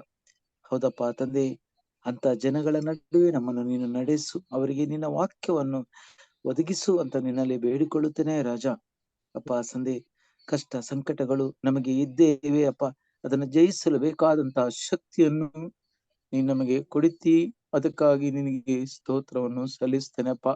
ಈ ಬೆಳಗಿನ ಜಾವದಲ್ಲಿ ಅದ್ಭುತವಾದ ನಿನ್ನ ವಾಕ್ಯಗಳನ್ನು ಹೌದಪ್ಪ ತಂದೆ ನಿನ್ನ ಸೇವಕರ ಮುಖಾಂತರ ನಮಗೆ ನೀನು ಕಳಿಸಿಕೊಟ್ಟಿದ್ದಿ, ಸೇವಕರ ಮುಖಾಂತರ ನೀನು ನಮ್ಮ ಜೀವಿತದಲ್ಲಿ ನೀನೇ ಮಾತನಾಡಿದ್ದಿ, ಅದಕ್ಕಾಗಿ ನಿನಗೆ ಸ್ತೋತ್ರವನ್ನು ಸಲ್ಲಿಸ್ತೇನೆ. ಹೌದಪ್ಪ ತಂದೆ, ನಮ್ಮ ಜೀವಿತದಲ್ಲಿ ನಿನ್ನ ಚಿತ್ತ ಒಂದೇ ನೆರವೇರಲಿ ಅಪ್ಪ. ಈ ಲೋಕದಲ್ಲಿ ಹೌದಪ್ಪ ತಂದೆ ನಾವು ಇರುವಾಗ ಸ್ವರ್ಗೀಯ ನಾಗರಿಕರೆಂದು ನಮ್ಮನ್ನು ಕರೆದ ದೇವರೇ, ಹೌದಪ್ಪ ನಾವು ನಿನ್ನವರಾಗಿದ್ದೇವೆ. ನೀನೇ ನಮ್ಮ ರಕ್ಷಕನು, ನಮ್ಮ ಒಡೆಯನು ನೀನೇ ತಂದೆ, ನಿನಗೆ ಸ್ತೋತ್ರವನ್ನು ಸಲ್ಲಿಸ್ತೇನೆಪ್ಪ. ಅಪ್ಪ ತಂದೆ, ನಿನಗೆ ಸ್ತೋತ್ರವನ್ನು ಮಹಿಮೆಯನ್ನು ಸಲ್ಲಿಸ್ತೇನಪ್ಪ. ನಮ್ಮ ರಕ್ಷಕನಾದ ದೇವರೇ, ನಿನಗೆ ಸ್ತೋತ್ರ. ಎಷ್ಟೋ ಮಂದಿ ಅಪ್ಪ ತಂದೆ ಈ ಲೋಕದಲ್ಲಿ ಅಪ್ಪ ತಂದೆ ಇಂಥ ವಾಕ್ಯಗಳನ್ನು ಕೇಳದೇ ಇದ್ದಾರೆಪ್ಪ. ಈ ಲೋಕ ಹೌದಪ್ಪ, ಈ ಒಂದು ವಿಡಿಯೋ ಅಪ್ಪ ತಂದೆ ಹೋಗುವಾಗ ಈ ಜನಗಳು ಹೌದಪ್ಪ ಈ ವಾಕ್ಯವನ್ನು ಕೇಳಿಕೊಂಡು ಅವರ ಜೀವಿತವನ್ನು ಮಾರ್ಪಡಿಸಲಿ. ನಮ್ಗೆ ಕೆಲವೇ ಮಂದಿಯನ್ನಪ್ಪ ತಂದೆ ಈ ಎಚ್ಚರವಾಗಿದ್ದು ಪ್ರಾರ್ಥಿಸಿರಿ ಎಂಬ ಕೂಟದಲ್ಲಿ ನಮ್ಮನ್ನು ಬೆಳಿಗ್ಗೆ ಎಬ್ಬಿಸಿ ಇವತ್ತಿನ ದಿವಸದಲ್ಲಿ ನಮಗೆ ಯಾವ ಮನ್ನವನ್ನು ಕೊಡಬೇಕೋ ಅಪ್ಪ ತಂದೆ ಆ ಮನ್ನವನ್ನು ನಮಗೆ ಕೊಟ್ಟಿದೆಯಾ, ಅದಕ್ಕಾಗಿ ಸ್ತೋತ್ರ. ಯಾವ ಕಾರಣಕ್ಕೂ ನಾವು ಯಾವುದನ್ನು ಅಲ್ಲಗಳೆಯದ ಹಾಗೆ ಅಪ್ಪ ತಂದೆ ನಿನ್ನ ಚಿತ್ತವನ್ನು ಅಪ್ಪ ನೆರವೇರಿಸುವುದಕ್ಕೆ ನಮ್ಮ ಜೀವಿತವನ್ನೇ ನಿನಗೆ ಒಪ್ಪಿಸಿಕೊಡುತ್ತೇವೆ ಅಪ್ಪ ತಂದೆ. ನಿನ್ನ ಚಿತ್ತವೊಂದೇ ನಮ್ಮ ಜೀವಿತದಲ್ಲಿ ಆಗಲಿ. ಹೌದಪ್ಪ ತಂದೆ, ನಿನಗೆ ಸ್ತೋತ್ರವನ್ನು ಸಲ್ಲಿಸ್ತೇನೆ, ಮಹಿಮೆಯನ್ನು ಸಲ್ಲಿಸ್ತೇನೆ. ನಾವು ನಿಮ್ಮನ್ನು ಹೌದಪ್ಪ ನಮ್ಮನ್ನೇ ನಿನ್ನ ಕರಗಳಿಗೆ ಸಮರ್ಪಿಸ್ತೇನೆ. ಈ ಕೂಟದಲ್ಲಿ ಬಂದು ಸೇರಿದಂತಹ ಎಲ್ಲರನ್ನಪ್ಪ ತಂದೆ ನಿನ್ನ ಕರಗಳಿಗೆ ಸಮರ್ಪಿಸ್ತೇನಪ್ಪ ತಂದೆ. ಹೌದಪ್ಪ ಸಿಸ್ಟರ್ ಆನಿ ಅವರನ್ನು, ಲೋಕೇಶ್ ಸರ್ ಅನ್ನು, ಪ್ರೇಮ್ ಸರ್ ಅನ್ನು, ವಿಜಯಕುಮಾರ್ ಪಾಸ್ಟರ್ ನಿನ್ನ ಕರಗಳಿಗೆ ಸಮರ್ಪಿಸಿ ನಾನು ಪ್ರಾರ್ಥಿಸ್ತೇನಪ್ಪ ತಂದೆ. ನಿನ್ನ ಚಿತ್ತವು ನಮ್ಮ ಜೀವಿತದಲ್ಲಿ ನೆರವೇರಲಿಯಪ್ಪ. ನಿನಗೋಸ್ಕರ ನಮ್ಮನ್ನು ಉಪಯೋಗಿಸುವಂತೆ ನಿನ್ನಲ್ಲಿ ಬೇಡಿಕೊಳ್ಳುತ್ತೇನಪ್ಪ ತಂದೆ. ಕಷ್ಟ ಸಂಕಟಗಳು ಬರುವಾಗ ಯಾವುದೇ ಕಾರಣಕ್ಕೆ ನಮ್ಮನ್ನು ದೂಷಿಸದೆ, ಹೌದಪ್ಪ, ನಿನಗೋಸ್ಕರ ನಾವು ಜೀವಿಸುವ ಹಾಗೆ ಅಪ್ಪ ತಂದೆ ನಮ್ಮನ್ನು ನಡೆಸಬೇಕು ಅಪ್ಪ ತಂದೆ. ಹೇಗೆ ಅಪ್ಪ ತಂದೆ ದಾವಿದನು ತನಗೋಸ್ಕರ ದೂಷಿಸಿದನು, ಯೆರೆಮೀಯನು ತನಗೋಸ್ಕರ ದೂಷಿಸಿದನಪ್ಪ ತಂದೆ. ಇಂಥ ಮಾತುಗಳು ನಮ್ಮ ಬಾಯಲ್ಲಿ ಬರದೇ ಇರಲಿ ಅಪ್ಪ. ಯಾಕಂದ್ರೆ ಅಪ್ಪ ತಂದೆ ನೀನು ಹೇಳ್ತೀಯಪ್ಪ ತಂದೆ, ಇಂದಿನಿಂದ ಸದಾ ಕಾಲವು ನಿನ್ನ ಜೊತೆ, ನೀನು ಹೋಗುವಾಗಲೂ ಬರುವಾಗಲೂ ನಿನ್ನ ಜೊತೆ ಇದ್ದೇನೆಂದು ವಾಗ್ದಾನ ಮಾಡಿದ ದೇವರೇ, ನಮ್ಮ ಸಹಾಯಕನು ನೀನು ತಂದೆ. ನಮ್ಮ ಸಹಾಯವು ನಿನ್ನಿಂದಲೇ ಬರುವುದು. ನಮ್ಮ ಪಕ್ಕದಲ್ಲಿ ಇದ್ದು ಎಚ್ಚರವಾಗಿದ್ದು ನಿದ್ರಿಸದೆ ತೂಕಡಿಸದೆ ನಮಗೋಸ್ಕರ ಚಿಂತಿಸುವಾದ ದೇವರು ನೀನೊಬ್ಬನೇ ತಂದೆ. ನಿನಗೆ ಸ್ತೋತ್ರವನ್ನು ಸಲ್ಲಿಸ್ತೇನೆ ಅಪ್ಪ ತಂದೆ.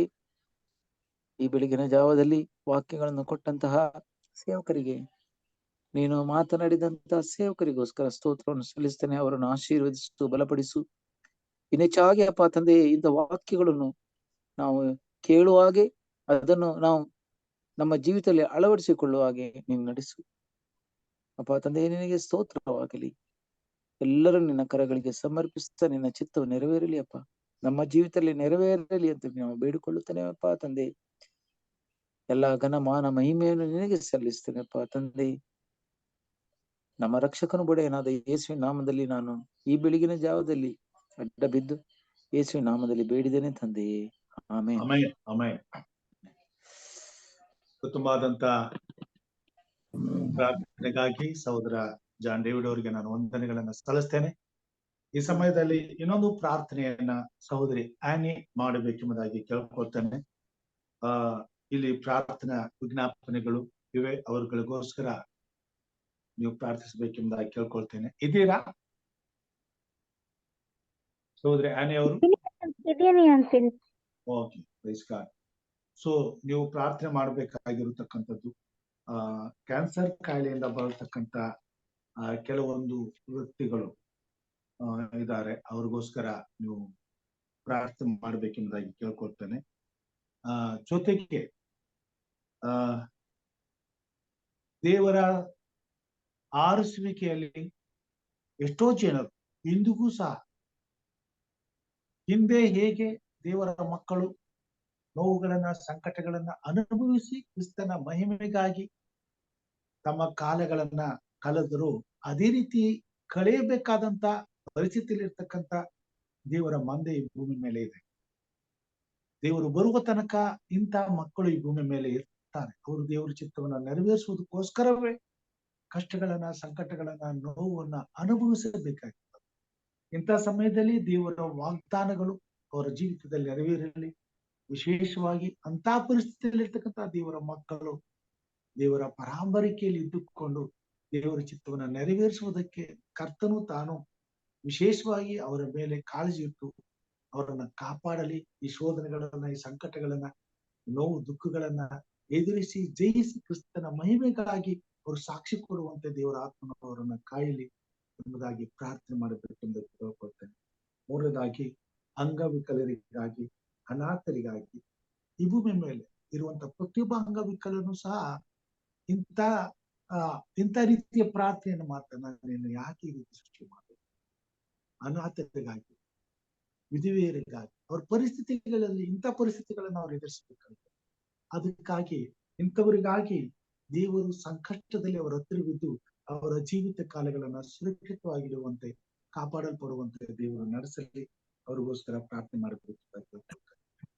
ಈ 3 ವಿಷಯಗಳಲ್ಲಿ ನೀವು ಪ್ರಾರ್ಥಿಸಬೇಕೆಂಬುದಾಗಿ, ವಿಶೇಷವಾಗಿ ದೇವರು ಈ ಕೊನೆ ಕಾಲದಲ್ಲಿ ತನ್ನ ಸತ್ಯದ ಸುವಾರ್ತೆಯನ್ನು ಸಾರುವ ಹಾಗೆ, ಸಂಪೂರ್ಣಗೊಳಿಸುವ ಹಾಗೆ ಕರ್ತನ ಆತ್ಮನು ಸಕಲ ಕುಲ, ಭಾಷೆ, ಪ್ರಜೆ, ಜನಾಂಗಗಳಿಗೆ ಪರಿಪೂರ್ಣವಾದ ಸತ್ಯವನ್ನ ತಿಳಿಸಿ ತನ್ನ ರಾಜ್ಯಕ್ಕೆ ನಂಬುವಂತ ಪ್ರತಿಯೊಬ್ಬರನ್ನು ಸಹ ರಕ್ಷಿಸಲ್ಪಡುವ ಹಾಗೆ ಕಾರ್ಯ ಮಾಡಲಿ ಎಂಬುದಾಗಿ ಪ್ರಾರ್ಥಿಸಬೇಕೆಂಬುದಾಗಿ ಕೇಳ್ಕೊಳ್ತೇನೆ. Thank you, Uncle. Let's pray. Our most gracious, loving Heavenly Father, And thank you, Lord, for this wonderful time and hour that you gave us to come before thy presence, to seek your blessings, your love, your Holy Spirit, the forgiveness of sin, dear God.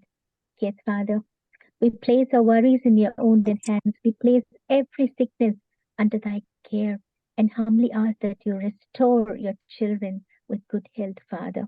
Lord, you are a divine, great physician and healer of every sickness, Father. You are a comforter of in time of sickness, our worries and sorrows, Lord. With your gentle love, grant us the grace and strength to accept the burden. Yes, Father, there's so many children, so many older ones have given us a request.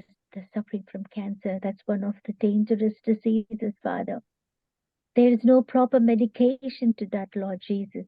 Father in heaven, we come before thy wounded feet, Lord, as we need your healing touch, Father. We come to you when Moses was leading your people to the desert. They came to the water, but the water was bitter. People had nothing to drink, Lord. Moses cried out to you. They showed him the piece of wood. You're the wonderful God, Jesus. You have heard our prayers. You're going to answer our prayers because you promised us whatever you ask in my name will be given unto you. Yes, Father, we ask in Jesus' name to heal every sickness, every cancer healing, Father. Every cell that is destroying the internal organs, Father. Strengthen them, Father. Remove every cell that's troubling their body. In Jesus' name, we ask you, Lord. You're a mighty healer, Father. You're a doctor. You're a great physician because you are a medicine. When we fall sick, the prayer is the one who gives us victory. Thank you, Jesus, for hearing a prayer. Thank you, Father, for cleansing the cancer, Lord Jesus. Yes, Father, with one touch, you almighty creative hands, you have healed the sick and raised the dead. How amazing your worship all over the earth, Father. How powerful is your redeeming love. How great was your sacrifice to go before us and bring forgiveness and hope and love, Father. Precious Lord, by your patience, your suffering, Father, allowed earthly pain and give us an example of obedience to you, Lord Jesus.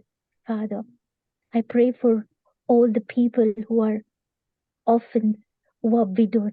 Lord, we are no orphans because we have the showers of blessings upon us, Father. You have covered each and every one of us with the wings that you covered us with your feathers and you've safeguarded us, Lord Jesus. Bless every orphanage, bless every old people, Father. They are your special children, Lord. They need because you promised us, my grace is sufficient for you. Thank you, Father, for the wonderful promise. Help us to believe in that promises, Father, because you are our Jesus. You are our Father who will lift each and every one of them. You have engraved us in your palm of your hands, Father. Thank you, Lord Jesus, for the wonderful promise. Thank you, Father, for carrying us in your arms. Thank you, Father, during the time of sickness, sadness, you're always there. We're experiencing your blessings, Father. Thank you, Jesus. We surrender everything to you, Lord, this precious moment. Father in heaven, pray for all the people who are in time of difficulties, Lord. Yes, Jesus, there is so many people who are going through difficulties, times, the Christian children, the one who's spreading the word of gospel. Thank you, Lord, for you have been doing this for us. You know everything happening in each and everyone's life out there, Father. Many children, their problems are so much, Father, that they cannot do anything on their own because you are our Father. You will forgive us for worrying too much about our problems and letting our faith fade. Yes, Lord, forgive us, Father. There's so many children who have gone astray to spread the word of joy, spread the word of gospel. Strengthen them, Lord Jesus. Because all the problem unto you, because all the tears, sorrow, pain, and every burden to you. Give each and every one of them the strength, Father. Our Father in heaven, you're the most powerful, most merciful, and loving Father. We lift up your name tonight, today, this morning, this day, to give you all the praises and glory, Father. Dear Lord, there are many families to the grind, the struggles. Yes, Father, lift them up and heal their heart. Close against this hurt, Father. In many words, moments, in our failures, our shame, but you, that you are We are still yours, Father. From this, we get our strength where the bread of life feeds us, and Spirit set us free, Father. You are everything, Lord. Thank you for this wonderful time that you have given us. Thank you for the wonderful prayer that we're going to pray for you. We ask you, Lord, because God word, you have a power to change life. You have the power to set all the sadness, the weakness, every problems and pains in life to set us free, Lord, because you will work through us as we put God first in our life. Help us to put God first in our life so that we may experience your Holy Spirit, Father. We call love to serve one another before we can be in any position, Lord. We need, Lord Jesus. We know, Lord, you have us, Father. You have a presence, Lord Jesus. Thank you, Father, for this wonderful. Your blood flows through our veins. You have given us life to us, Father. Thank you, Jesus, for your loving arms. We are surrounded, Lord Jesus. Thank you, Father, for this wonderful blessing hour of prayer that we have gathered here, Lord. Thank you for each and every children of yours who have bowed down, oh Father. You know their needs, you know their problems, you know their pain. You're a God who will walk beside us. You will always hold our hands and walk beside us, no matter what the troubles are, no matter what the pain we are going through, no matter what we are passing through, Lord. But you're always there. You give us the courage, you give us the strength, because you are a precious God. We come before thy throne, Father, to thank you, to praise you for another new day, a new blessings. We lay all our heads with truly grateful, Father, for the food, clothes, shelter, water, rain that you've given to us, Lord. Thank you, Jesus, for this wonderful time once again. Bless every children who's bowed down here this precious morning. Touch their heart, heal them, give them the heart of change. Change them, oh God. Give them a great change in their life. We surrender to you everything today. This moment is precious, our Father. Thank you, Lord, once again for all the blessings that you have given. Thank you, Jesus, that you will always walk beside us. You will always be with us. You will always hail our hand each time we fall. Thank you, Jesus, for your presence. Help us to believe in your presence. Help us to thank you. Praise you for all the wonderful blessings that you're going to do today, Lord. Open the door of their hearts. Let them not harden their heart, oh Father.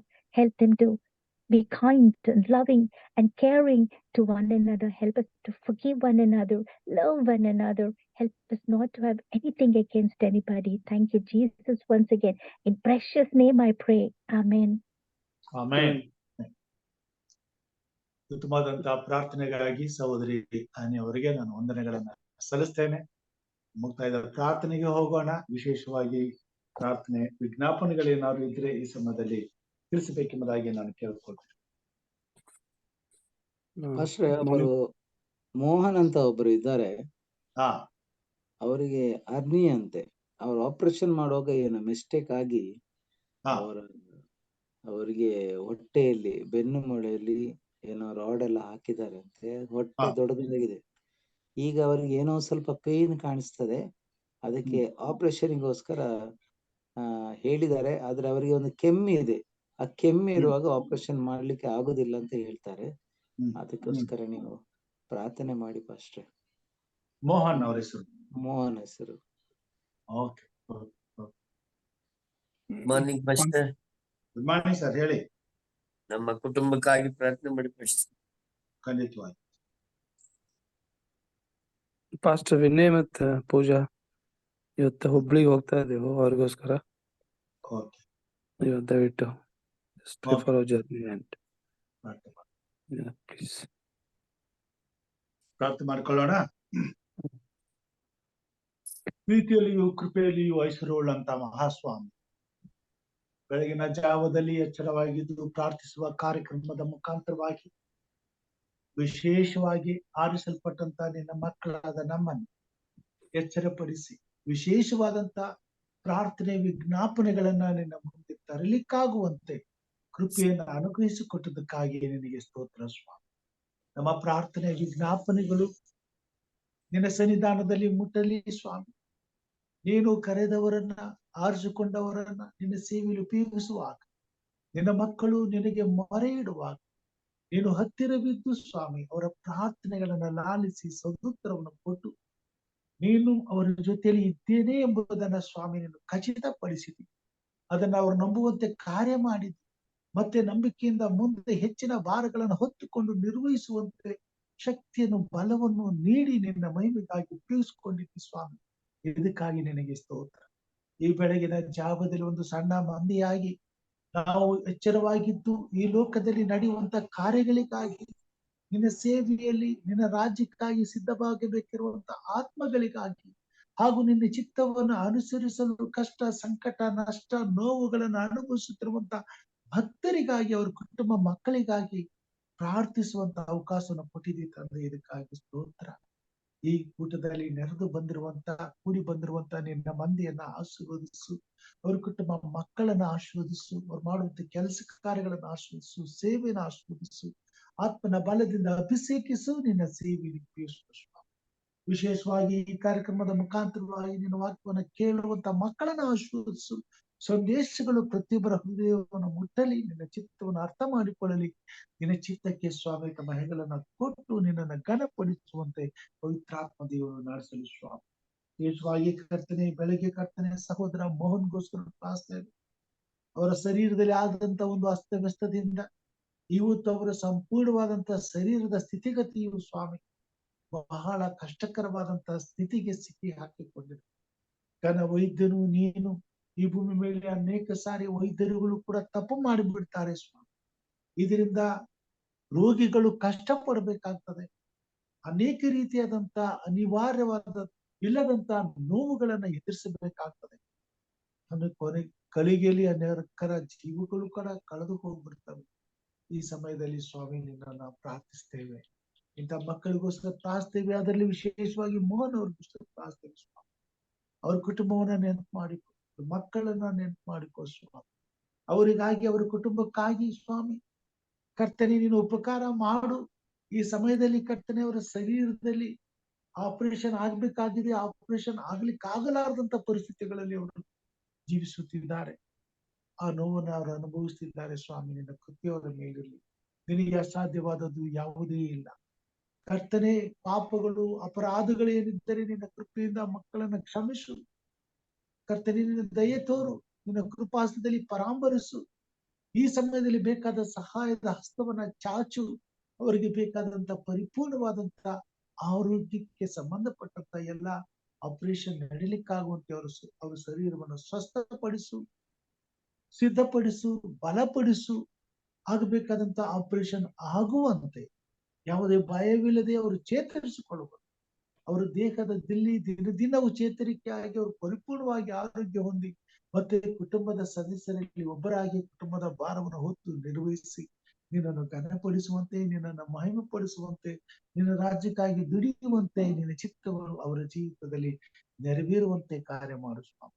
ಇಂಥ ಪರಿಸ್ಥಿತಿಗಳನ್ನ ನಾವು ನೋಡುವಾಗ ಕರ್ತನೆ ನೀನು ಆರಿಸಲ್ಪಟ್ಟಂತ ನಿನ್ನ ಮಕ್ಕಳ ಜೀವಿತದಲ್ಲಿ ಕಷ್ಟ ಸಂಕಷ್ಟಗಳು ನೋವುಗಳು ಸಮಸ್ಯೆಗಳು ಏನೇ ಬಂದರೂ ಸ್ವಾಮಿ ನಿನ್ನ ಮಕ್ಕಳನ್ನ ಕಾಯುವಂತ ದೇವರು ನೀನು.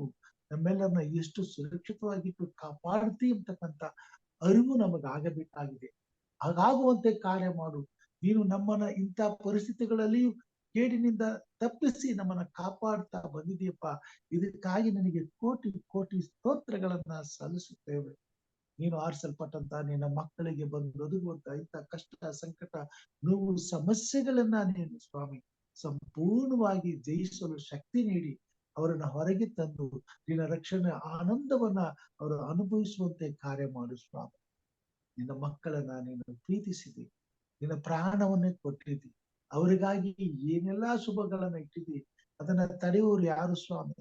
ಆ ಎಲ್ಲ ಆಶೀರ್ವಾದಗಳನ್ನ ನೀನು ಕರೆದಂತ ಆರಿಸಲ್ಪಟ್ಟಂತ ಮಕ್ಕಳ ಜೀವಿತದಲ್ಲಿ ಈ ಭೂಮಿ ಮೇಲೆ ತುಂಬಿ ತುಳುಕುವ ಹಾಗೆ ಹೊರಸೂಸುವ ಹಾಗೆ ಈ ಭೂಮಿ ಮೇಲೆ ನಿನ್ನನ್ನು ಹಿಂಬಾಲಿಸುವಂತವರು ಸ್ವಾಮಿ ಒಳ್ಳೆಯದನ್ನು ನೋಡ್ಲಿಕ್ಕಾಗುವಂತೆ ಕಾರ್ಯ ಮಾಡು ಸ್ವಾಮಿ.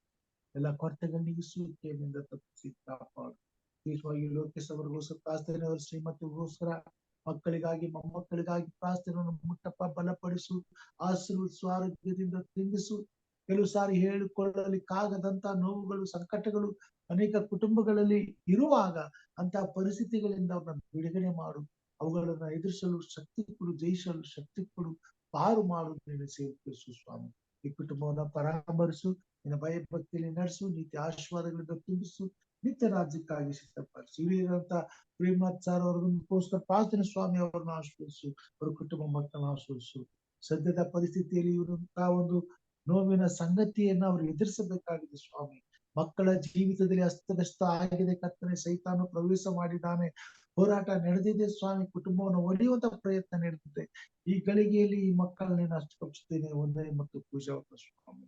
ಇವತ್ತು ಕರ್ತನೆಯವರು ಕೋರ್ಟ್ ಅಲ್ಲಿ ಕರ್ತನೆಯವರು ಒಂದು ಕರ್ತನೆಯ ಅಡ್ವೈಸ್ಗಾಗಿ ಕರೆದಿರುವಾಗ ನೀನು ಅವ್ರ ಜೊತೆಲಿ ಮಾತನಾಡು, ಅವ್ರ ಹೃದಯಗಳಲ್ಲಿ ಕಾರ್ಯ ಮಾಡು, ನಿನ್ನ ಪ್ರೀತಿಯನ್ನು ಅವ್ರು ಅರ್ಥ ಮಾಡಿಕೊಳ್ಳುವಂತ ಕೃಪೆತ್ತವರು, ನೀನು ಅವರನ್ನು ಆರಿಸಿಕೊಂಡಂತ ಉದ್ದೇಶಗಳು ಅವರಿಗೆ ಗೊತ್ತಾಗುವಂತೆ ಕೃಪೆತ್ತವರು, ನೀನು ಸ್ವಾಮಿ ಅವ್ರನ್ನ ಒಟ್ಟುಗೂಡಿಸಿದಿ ಅಂತಕ್ಕಂಥ ತಿಳುವಳಿಕೆ ಅವರಿಗೆ ಬರುವಂತೆ ಸಹಾಯ ಮಾಡು.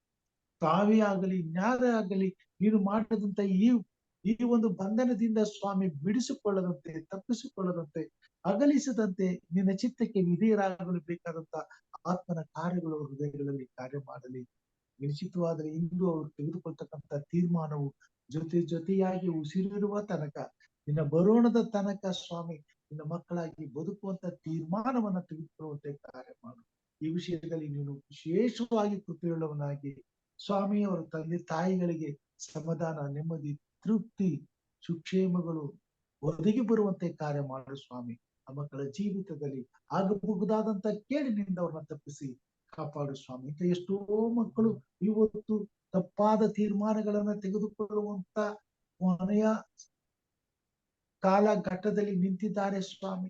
ಅಂತ ಮಕ್ಕಳನ್ನ ನೀನು ಕನಿಕರಿಸು, ರಕ್ಷಿಸು, ಕಾಪಾಡು, ಕೇಡಿನಿಂದ ತಪ್ಪಿಸು, ನಿನ್ನ ಪ್ರೀತಿಯ ನ್ಯೂನತೆಯನ್ನ ಅನುಭವಿಸುವಂತ ಕೃಪೆ ತೋರಿಸು ಸ್ವಾಮಿ. ನಿನ್ನ ಕೃಪೆಯಿಂದ ಮಕ್ಕಳ ಮೇಲಿರಲಿ, ಯವನಸ್ಥ ಮಕ್ಕಳ ಮೇಲಿರಲಿ ಸ್ವಾಮಿ. ಅವರು ದುಡುಕಿ ತಪ್ಪು ಮಾಡಿ ಅಪಾಯಗಳನ್ನ ಎದುರಿಸುವಂತೆ ಕಾಪಾಡು ಸ್ವಾಮಿ. ಅನಾಥರನ್ನ, ಬಡವರನ್ನ, ವಿಧಿವರನ್ನ ತಪ್ಪಿಸ್ತೇನೆ. ಬಡವರ ಅನಾಥರ ದೇವರು ನೀನು ಸ್ವಾಮಿ. ಕರ್ತನೆ, ಅವರ ದೇವರೆಂಬುದು ಕರೆಸಿಕೊಳ್ಳುವುದಕ್ಕೆ ನೀನು ಬೇಸಿಕೊಳ್ಳಲಿಲ್ಲ ಸ್ವಾಮಿ. ಹೆಮ್ಮೆ ಪಡುವಂತ ದೇವರಾಗಿದೆ. ಯಾಕಂತಂದ್ರೆ ಅಂತವರನ್ನ ನೀನು ವಿಶೇಷವಾಗಿ ನಿನ್ನ ಕಣ್ಣುಗುಡ್ಡಿನಂತೆ ಜೋಪಾನ ಮಾಡಿ ನಿನ್ನ ರಾಜ್ಯಕ್ಕೆ ಸೇರಿಸುವಂತ ದೇವರಾಗಿದೆ. ಈ ಸಮಯದಲ್ಲಿ ಅಂತ ಮಕ್ಕಳ ಕಷ್ಟ ಸಂಕಷ್ಟಗಳಿಗೆ ನೀನು ಹತ್ತಿರವಾಗಿದ್ದು ಅವರ ಪರ್ತಗಳನ್ನು ನೀಗಿಸು, ಬೇಗದಿಂದ ತಪ್ಪಿಸು, ನಿಶ್ಚಿತವಾದಂತ ಮಕ್ಕಳನ್ನ ಸ್ವಸ್ಥಪಡಿಸು, ನಿನ್ನನ್ನು ಸ್ತುತಿಸಲು, ಕೊಂಡಾಡಲು, ನಿನ್ನನ್ನು ಆರಾಧಿಸಲು ಅವಕಾಶ ಮಾಡಿಕೊಡು ಸ್ವಾಮಿ. ವಿಶೇಷವಾಗಿ ಸ್ವಾಮಿ, ಅನಾಥಾಶ್ರಮಗಳಲ್ಲಿ ಇರ್ತಕ್ಕಂಥ ಮಕ್ಕಳನ್ನ ಆಶ್ರಯಿಸು. ಇನ್ನೊಬ್ಬರ ಆಶ್ರಯದಲ್ಲಿ ಇದ್ದಾರೆ, ಹೊತ್ತಿಗೆ ಅವರ ಕಣ್ಣುಗಳು ನಿನ್ನನ್ನ ನೋಡುತ್ತವೆ. ಯಾವ ಕೊರತೆಯು ಬಾರದಾಗಿ ಎಲ್ಲ ಆಶ್ರಮಗಳಲ್ಲಿಯೂ ಎಲ್ಲ ಸಮೃದ್ಧಿಯು ತುಂಬಿ ತುಳುಕಿ ಆ ಮಕ್ಕಳು ನೆಮ್ಮದಿಯ ತುತ್ತನ್ನ ತಿಂದು ಸುಖವಾದ ನಿದ್ರೆಯನ್ನ ಪಡೆದು ನಿನ್ನನ್ನು ಸ್ತುತಿಸುವಂತೆ, ನಿನ್ನನ್ನು ಕೊಂಡಾಡುವಂತೆ, ನಿನ್ನನ್ನು ಆರಾಧಿಸುವಂತೆ ಸಹಾಯ ಮಾಡು ಸ್ವಾಮಿ. ಈ ಕೊನೆ ಕಾಲದಲ್ಲಿ ಕಷ್ಟದಲ್ಲಿ, ಸಂಕಟಗಳಲ್ಲಿ, ನೋವುಗಳಲ್ಲಿ, ಬಾಧೆಗಳಲ್ಲಿ ಸಿಕ್ಕಿಕೊಂಡು ಸ್ವಾಮಿ ನಿನ್ನ ನೀತಿಯನ್ನ ಅನುಭವಿಸುತ್ತಿರುವಂತ, ನಿನ್ನ ನೀತಿಯ ರಾಜ್ಯಕ್ಕಾಗಿ ತವಕ ಪಡುತ್ತಿರುವಂತ ನಿನ್ನ ಮಂದಿಯನ್ನ ನಿನ್ನ ಹಸ್ತಗೊಪ್ಪಿಸ್ತೀನಿ ಸ್ವಾಮಿ. ಲೋಕದ ಎಲ್ಲಾ ಕಡೆ, ಎಲ್ಲಾ ಸಭೆಗಳಲ್ಲಿ ನೀತಿವಂತರಿದ್ದಾರೆ. ಅವರೆಲ್ಲರೂ ಇಕ್ಕಟ್ಟಾದ ಮಾರ್ಗಗಳನ್ನೇ ಅನುಭವಿಸಿ ಆ ಗುರಿಯನ್ನು ಮುಟ್ಟಬೇಕಾಗಿದೆ ಸ್ವಾಮಿ. ನಿನ್ನ ಮಕ್ಕಳು ಹಿಡಿದಿರುವಂತ ಧ್ವಜವನ್ನ ನಿರಂತರವಾಗಿ ಸ್ವಾಮಿ ನೀನು ಹಾರುವಂತೆ ಕಾರ್ಯ ಮಾಡು. ಅದರಲ್ಲಿ ನಿನ್ನ ನಾಮದ ಘನತೆ ಇದೆ, ನಿನ್ನ ನಾಮದ ಮಹಿಮೆ ಇದೆ ಸ್ವಾಮಿ. ಅದು ಎಂದೂ ಕೆಳಕ್ಕೆ ನೋಡದಂತೆ ನೋಡ್ಕೋ ಸ್ವಾಮಿ. ಪ್ರತಿಯೊಬ್ಬರ ಹೃದಯವು ದೃಢ ವಿಶ್ವಾಸದಿಂದ, ಧೈರ್ಯದಿಂದ ಸ್ವಾಮಿ, ದಾವೀದನ ಹಾಗೆ ಹೃದಯವೇ ಧೈರ್ಯವಾಗಿರು, ದೃಢವಾಗಿರಲು. ನಿನ್ನ ಸಂಕಲ್ಪವು ತಡವಾಗದು, ನೆರವೇರುವುದಿರ್ತಕ್ಕಂಥ ನಿರೀಕ್ಷೆ ಭರವಸೆಗಳಿಂದ ಪ್ರತಿಯೊಬ್ಬರು ಶ್ರೇಷ್ಠವಾದ ಹೋರಾಟವನ್ನ ಮಾಡಿ ಜಯಶಾಲಿಗಳಾಗುವಂತೆ ಕಾರ್ಯ ಮಾಡು ಸ್ವಾಮಿ. ಬೆಳಗ್ಗೆ ತಲೆಬಾಗಿ ಬಂದಿರುವಂತ ನಿನ್ನ ಮಕ್ಕಳಾದ ನಮ್ಮೆಲ್ಲರನ್ನು ಸುರಕ್ಷಿಸ್ತೇನೆ ಸ್ವಾಮಿ. ಕುಟುಂಬವಾಗಿ, ವ್ಯಕ್ತಿಗತವಾಗಿ ನಿನ್ನ ಕೃಪಾಸ್ಥಕ್ಕೆ ತರ್ತೇನೆ ಸ್ವಾಮಿ. ಎಲ್ಲರನ್ನ ಆಶೀರ್ವದಿಸು. ಎಲ್ಲರ ಕುಟುಂಬಗಳಲ್ಲಿ ಇರ್ತಕ್ಕಂಥ ಸಮಸ್ಯೆಗಳನ್ನ, ನೋವುಗಳನ್ನ ದೂರ ಮಾಡು ಸ್ವಾಮಿ. ಸಂತೋಷ, ಸಮಾಧಾನ, ನೆಮ್ಮದಿ, ತೃಪ್ತಿಯನ್ನು ಕೊಡು. ನಿನ್ನ ಸೇವೆಯಲ್ಲಿ ನಮ್ಮನ್ನ ಹೆಚ್ಚಾಗಿ ತಿಳಿಸ್ಕೊಡು. ಮಹಿಮೆ ಒಂದು ಕರ್ತನೆ, ನಮ್ಮ ತೀರ್ಥದಿಂದ ಪ್ರತಿಯೊಬ್ಬ ಮಾನವರಿಗೂ ಸತ್ಯದ ಸುವಾರ್ತೆಯು ಸಾರಲ್ಪಡುವಂತೆ, ನೀತಿಯ ರಾಜ್ಯವು ಸ್ಥಿತಿಗೆ ಬರುವಂತೆ, ನಿನ್ನ ಬರೋಣವು ಬೇಗನೆ ಆಗುವಂತೆ ಕಾರ್ಯ ಮಾಡು. ಎಲ್ಲ ಘನ, ಮಾನ, ಸ್ತುತಿ, ಸ್ತೋತ್ರಗಳು ನಿನ್ನೊಬ್ಬನಿಗೆ ಆಗಲಿ ಎಂದು ನಮಗೋಸ್ಕರ ಕಲ್ವಾರಿ ಶಿಲುಬೆ ಮೇಲೆ ಪ್ರಾಣ ನೀಡಿದ ನಮ್ಮ ರಕ್ಷಕನು, ನಿನ್ನ ಮುದ್ದು ಮಗನೂ ಆಗಿರುವ ನಜರೇತಿನ ಯೇಸು ಸ್ವಾಮಿ ಹೆಸರಿನಲ್ಲಿ ತಾಳ್ಮೆಯಿಂದ, ವಿನಯದಿಂದ ಬೇಡಿ ಹೊಂದಿದ್ದೇನೆ ನಮ್ಮ ತಂದೆಯೇ. ಆಮೇನ್. ಪರಲೋಕದಲ್ಲಿರುವ ನಮ್ಮ ತಂದೆಯೇ, ನಿನ್ನ ನಾಮವು ಪರಿಶುದ್ಧವೆಂದು ಎಣಿಸಲ್ಪಡಲಿ. ನಿನ್ನ ರಾಜ್ಯವು ಬರಲಿ. ನಿನ್ನ ಚಿತ್ತವು ಪರಲೋಕದಲ್ಲಿ ನೆರವೇರುವ ಪ್ರಕಾರ ಭೂಲೋಕದಲ್ಲಿಯೂ ನೆರವೇರಲಿ. ನಮ್ಮ ಅನುದಿನದ ಆಹಾರವನ್ನು ಇವತ್ತು ನಮಗೆ ದಯಪಾಲಿಸಿಕೊಡು. ನಮಗೆ ತಪ್ಪು ಮಾಡಿದವರನ್ನು ನಾವು ಕ್ಷಮಿಸಿದಂತೆ ನಮ್ಮ ತಪ್ಪುಗಳನ್ನು ಕ್ಷಮಿಸು. ನಮ್ಮನ್ನು ಶೋಧನೆಯೊಳಗೆ ಸೇರಿಸದೆ ಕೇಳಿನಿಂದ ತಪ್ಪಿಸು. ಯಾಕೆಂದರೆ ರಾಜ್ಯವು, ಬಲವು, ಮಹಿಮೆ ಸದಾಕಾಲ ನಿನ್ನದೇ ಸ್ವಾಮಿ. ಆಮೇನ್.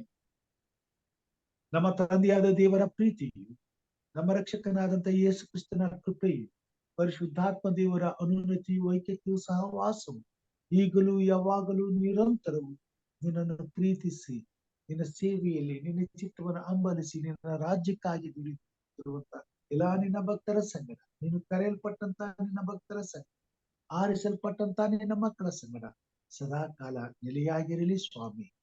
ಆಮೇನ್. ಆಮೆನ್.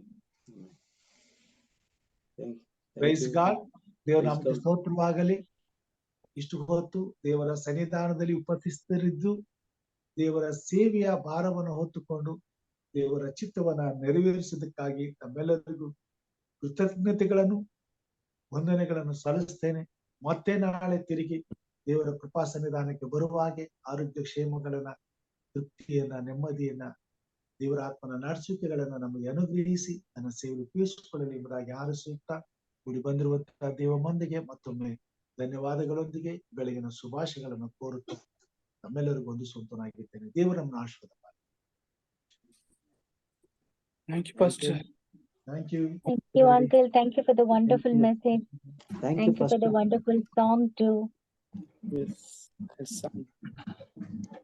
ಇದೆಲ್ಲ ನಾನ್ ಬರ್ದಿರೋ ಹಾಡುಗಳು. ದಯಮಾಡಿ ಇದನ್ನ ಗಮನದಲ್ಲಿ ಇಟ್ಕೊಳ್ಳಿ. ಸಾಧ್ಯವಾದ್ರೆ ಇದನ್ನ ಅಭ್ಯಾಸ ಮಾಡಿದ್ರೆ ಒಳ್ಳೆ. Uncle, ನಂಗೆ ಲಿರಿಕ್ಸ್ ಕಳ್ಸ್ಕೊಡಿ ಅಂಕಲ್, ನಾನು ಪ್ರಾಕ್ಟೀಸ್ ಮಾಡ್ಕೊಂತೀನಿ. ಸ್ವಲ್ಪ ಸ್ಕ್ರಿಪ್ಟ್ ಕಳ್ಸಿ ಪಾಸ್ಟರ್. ಅದು ಕಳ್ಸ್ಕೊಡ್ತೀನಿ. ಗ್ರೂಪ್ ಅಲ್ಲಿ ಹಾಕ್ಬಿಡಿ, ಇಲ್ಲಾಂದ್ರೆ ಸರಿ ಕಳ್ಸ್ಕೊಡ್ತೀನಿ. Just try to. Yeah, thank you. Vijay Kumar sir, ನಾಳೆ ನಿಮ್ದು. ಓಕೆ ಸರ್, ನಾಳೆ ತಗೋತೀವಿ ಸರ್. ಉತ್ತಮ ಸಂದೇಶಕ್ಕೆ ನಾನು ಧನ್ಯವಾದ ಸಲ್ಲಿಸುತ್ತೇನೆ. ಕೂಡಿ ಬಂದಿರೋ ಎಲ್ಲರಿಗೂ ಸಹ ಕರ್ತನ ಹೆಸರಲ್ಲಿ ವಂದನೆಗಳನ್ನು ಸಲ್ಲಿಸ್ತಾನೆ. ಜೊತೆಗೆ ಈ ದಿನ ಎಲ್ಲರಿಗೂ ಶುಭಕಾರಿಯಾಗಿ ಇರಲಿ ಅನ್ನೋದೇ ನಾಳೆ. ಒಳ್ಳೇದು ಪಾಸ್ಟರ್, ಬಾರಿ ಉತ್ತಮವಾದ ಮೆಸೇಜ್. ಅದೊಂದು ಡಿಫ್ರೆನ್ಸ್ ಕಲಿಸಿಕೊಟ್ಟಿರಲ್ಲ. ಕರೆಯಲ್ಪಟ್ಟವರು, ಆರಿಸಲ್ಪಟ್ಟವರು, ಬಾರಿ ಚಂದ ಆಗಿದೆ, ಚಂದ ಆಡಿದೆ. ದೇವರ ನಾಮಕ್ಕೆ ಸ್ತೋತ್ರವಾಗಿದೆ. ಆಮೆನ್. Amen, amen.